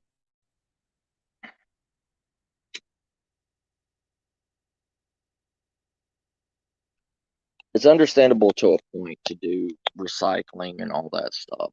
But you, you gotta, we gotta realize in this world, we are looking at hundreds upon hundreds of years of humans not recycling.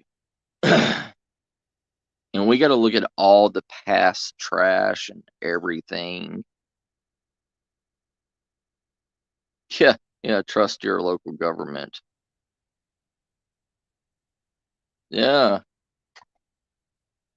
that's what I was going to say too, Nightmare.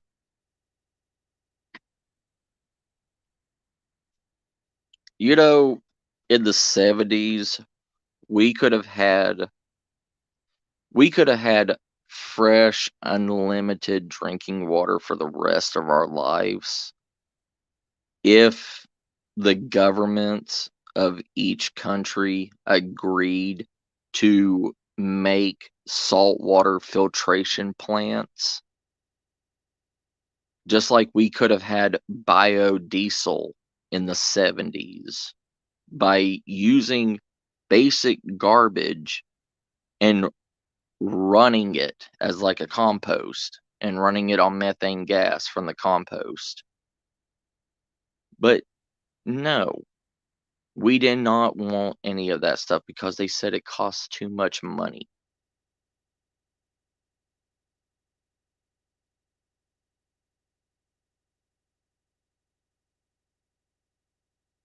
Oh, yeah.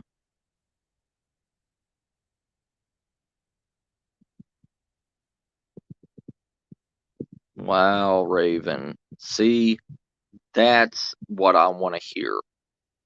That is true. That is a true situation for a bug out bag, a bug out situation. Not all this stuff that these wannabe children on YouTube play around with. Oh, I'm going to go to the Dollar Tree and spend $10 and go spend 24 hours out in the woods and survive.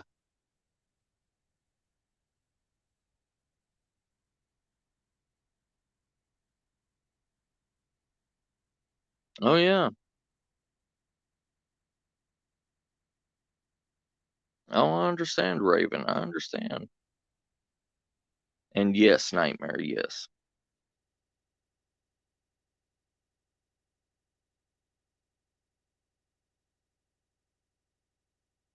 Oh, yeah, Carl. I know.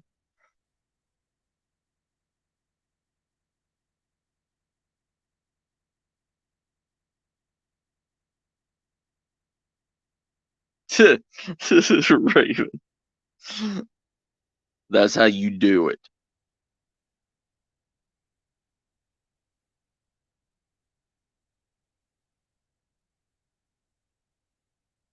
Really, really, Flock. See, That's the thing. That's what I'm talking about. The government don't care about us. Hey, Sacramento, how you doing?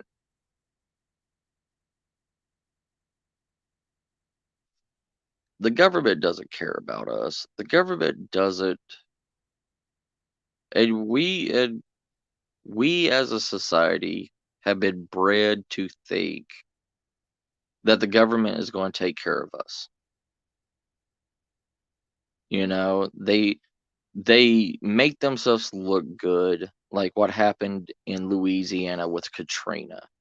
They send out a few FEMA vehicles and a few helpers from the national, from the American Red Cross and all this stuff. And they say, "Oh, look, we can come to your aid at any time or any need." No, the only people that's going to help you in a survival situation is yourself. Oh, I'm doing good, Sacramento.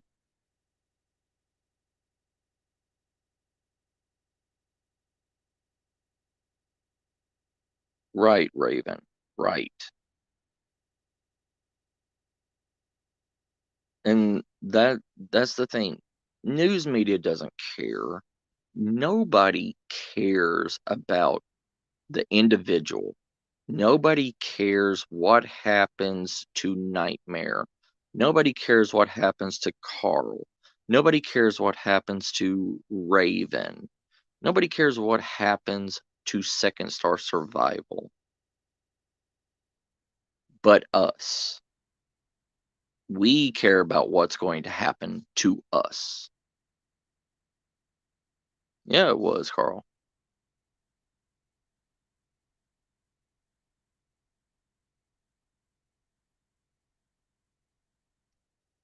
Oh, yeah, Raven.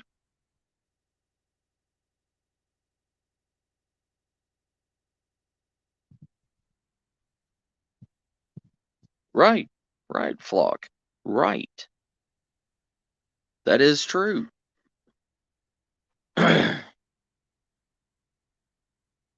And I'm so sorry that you're going through that, sis. I am so sorry.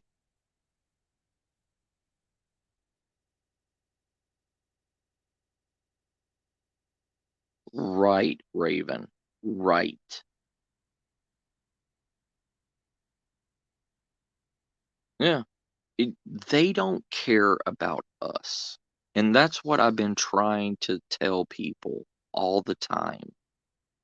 That's why when I go out, I have a spot GPS locator for if I do go into God knows where country and nobody knows where I am.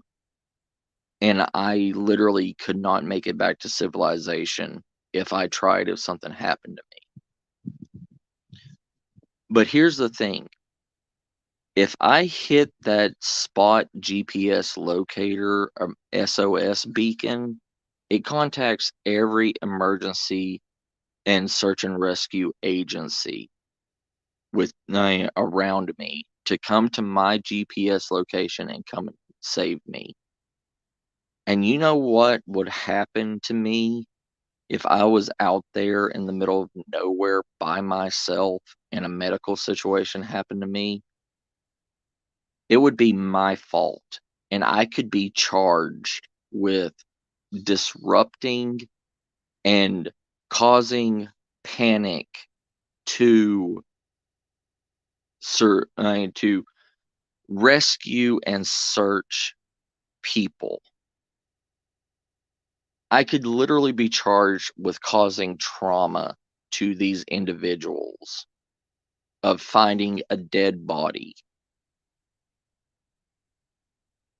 Like, I'm paying for this service to come rescue my ass in the middle of the woods somewhere that they're getting paid to do this stuff.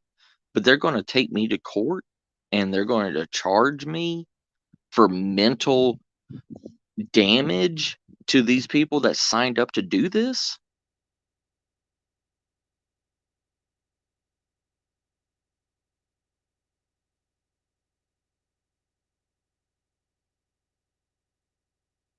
I understand completely, Carl, brother. I'm the same way.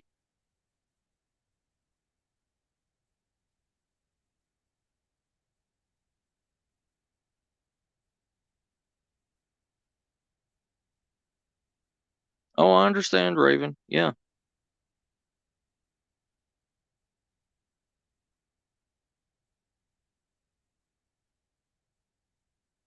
Flock, you are not that word. You are not retarded.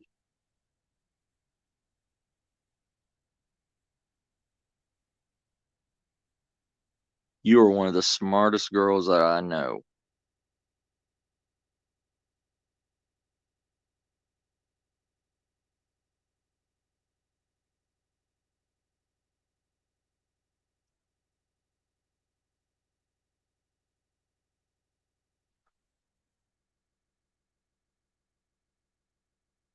Nah, nah, Flock. I have more respect for you than that, sis. When I was in high school and everything, I did all that I could to protect the special education children at my school.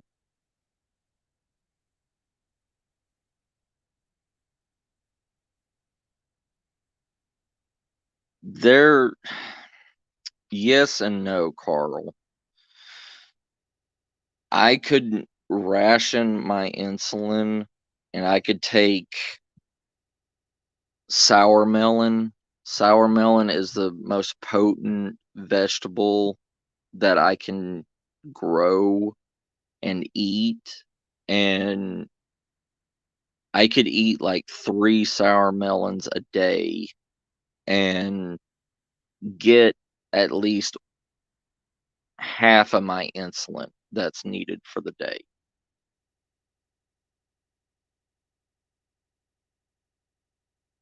Ah, okay. Okay, Flock. Gotcha, sis.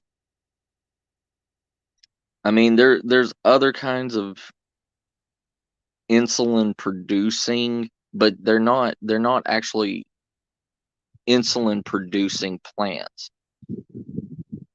They they help your body create insulin.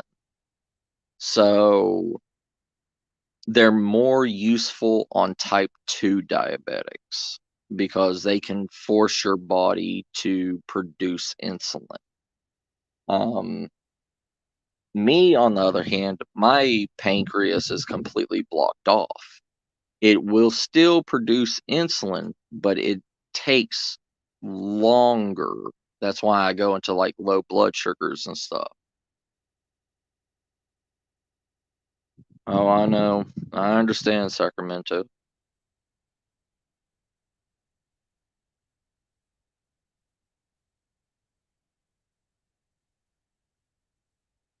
Right, Raven.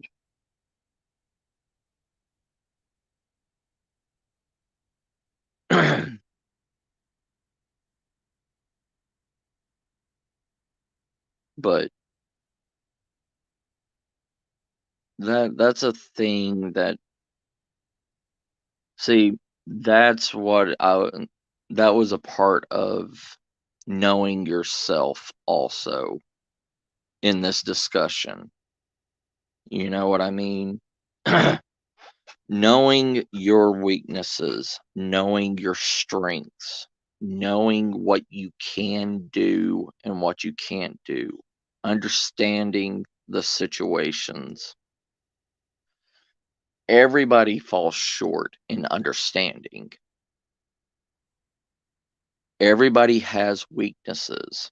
Everybody falls short on weaknesses, whether it's medical, whether it's physical, whether it's mentally.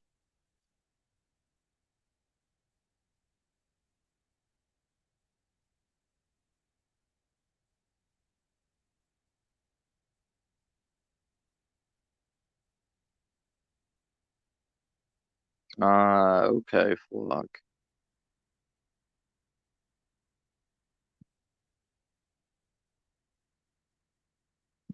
There you go, Raven. Yeah. That's what I'm saying.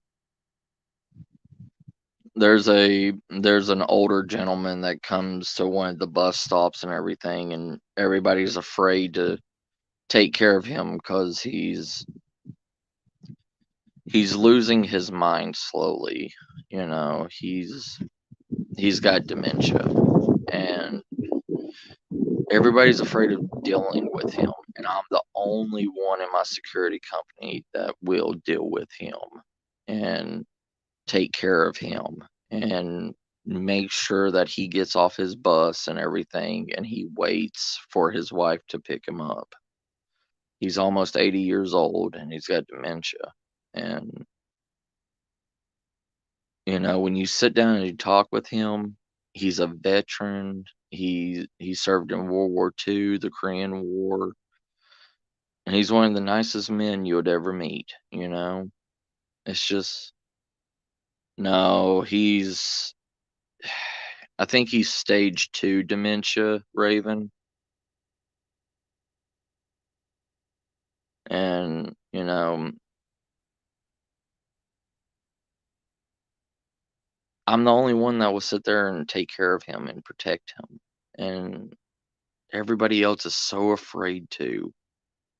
They're I hate using this word, but they're such snowflakes that I work with, that I have.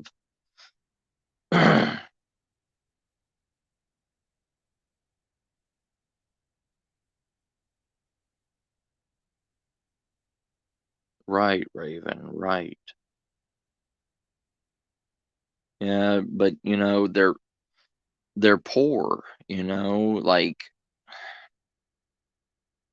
his wife's working 2 jobs, taking care of him with dementia, and she takes care of her mother that has dementia, and you know, and that's why he has to ride the bus. He has to ride the bus to his physician, and he comes back, and you know, I tell him the same thing every day. I'm like, Mr. Miller, you know, your wife will be here in 20 minutes. You know, you just got to stay here and wait for her. She always comes down the stairs to get you. And he's like, my wife? And I was like, yes, Miss Miller, your wife. And, you know, sometimes she can't get there in 20 minutes, but he doesn't know the concept of time. He's at that point.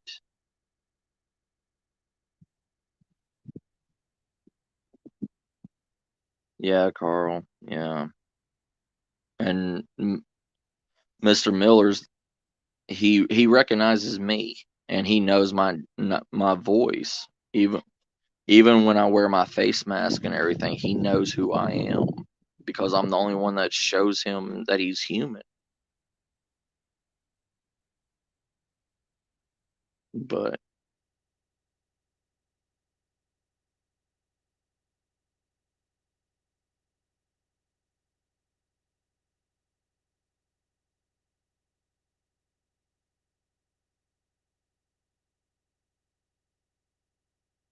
right, Raven, yes.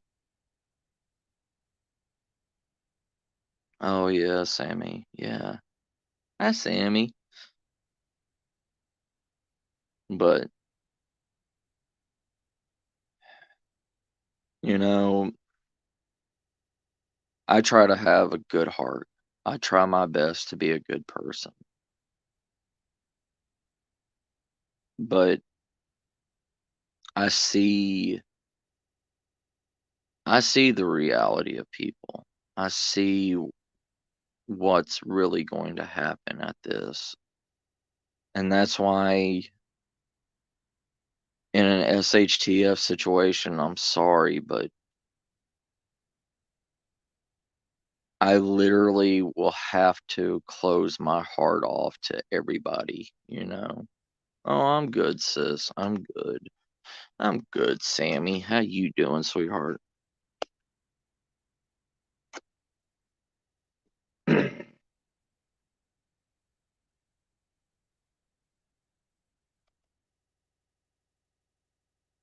Yeah. That was wonderful of you, Carl.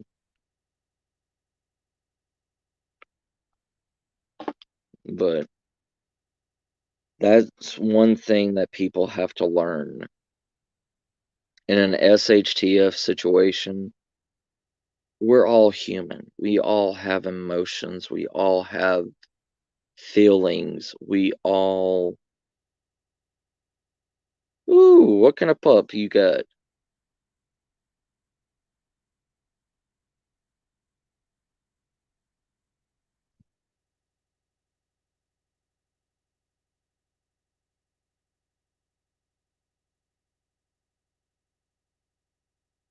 You know, you know what, Flock?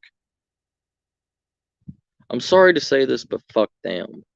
You know, no.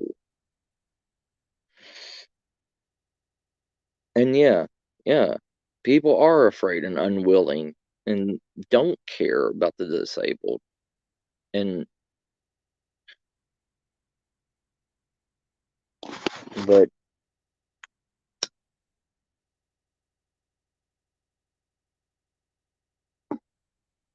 eh,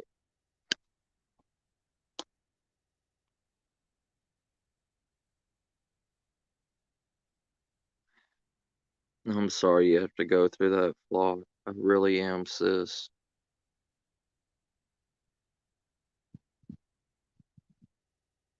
Oh, I can understand, Sammy.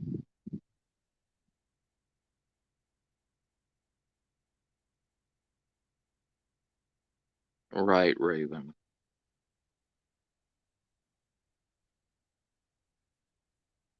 Always, sis. Always. I will always be your brother, Flock. Don't worry about that. No matter what. Awesome. I can't wait, Flock. I can't wait. Right, Raven. Like, I have too big of a heart, and I hate saying it, but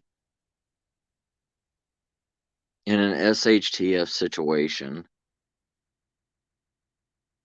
everybody, everybody is going to have to turn their heart off to survive. And and in that scenario, the only people that are truly going to be able to survive and do that 100% is people like Flock.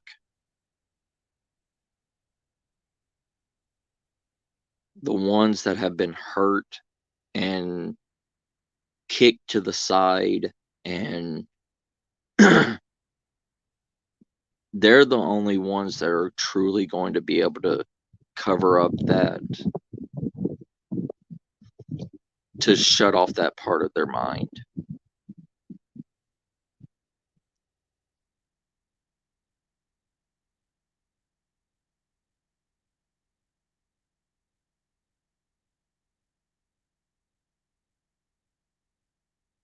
Really, Sammy.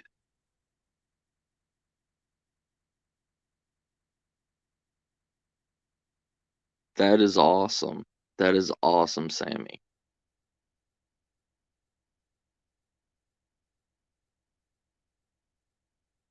Right, right, Raven.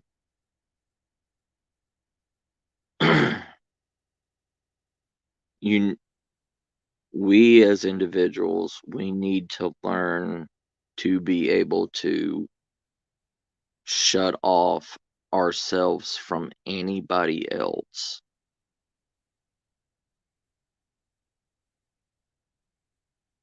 And when you get to that point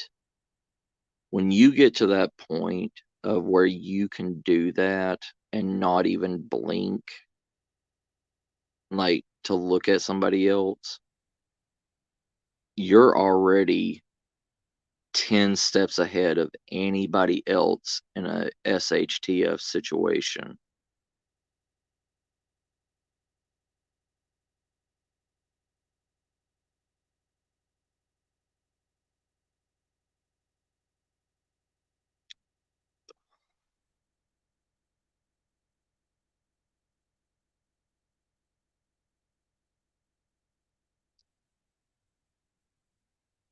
Fluxus, you have a heart of gold. Don't let anybody ever break your heart. You hear me?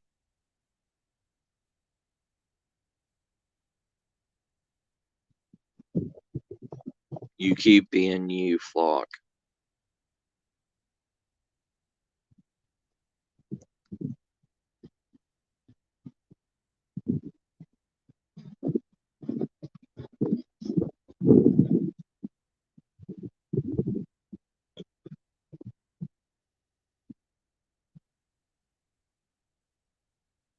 Love you, sis.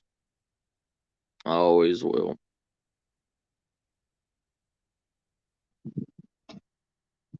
Ever since day one, ever since I met Flock the first time, like, me and her's connected, you know? Never even knew her before. And one of the best people that you could ever have with you is my Flock.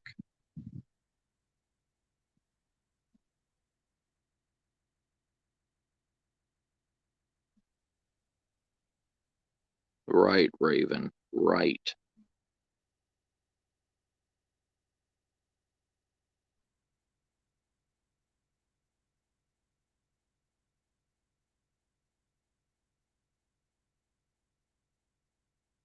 Right.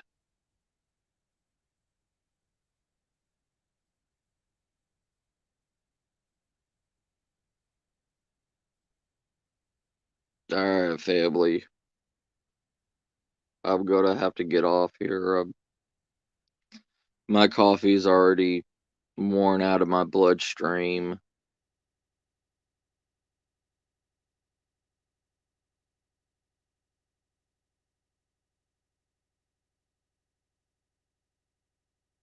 Yeah, I'm good, Paul. I'm tired now. I'm just just tired.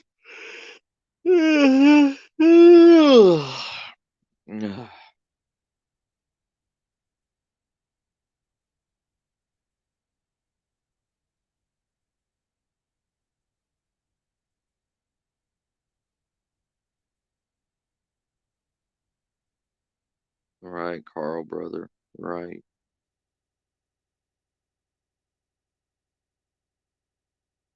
Yeah. Yeah, Flock, always. You can do whatever you want to, sis. I don't care. Alright, family. I love y'all.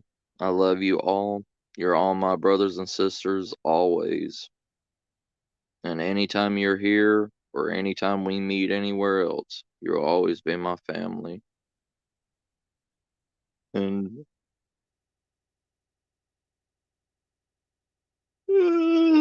oh, sorry. I'm sorry. I didn't mean to yawn in the microphone. I'm sorry. Um,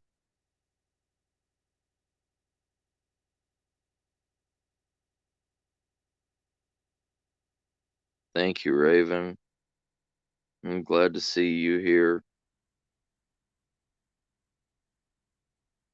Love you, Sammy, sis. You take care of yourself. And what kind of puppy did you get? I forgot. I didn't. Sorry. I'm trying to stay awake.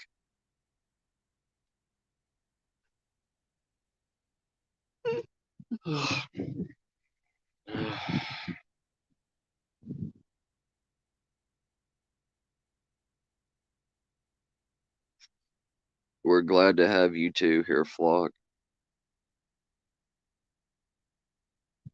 Oh, oh, that's a perfect puppy. Perfect puppy. That'd be a protector for you.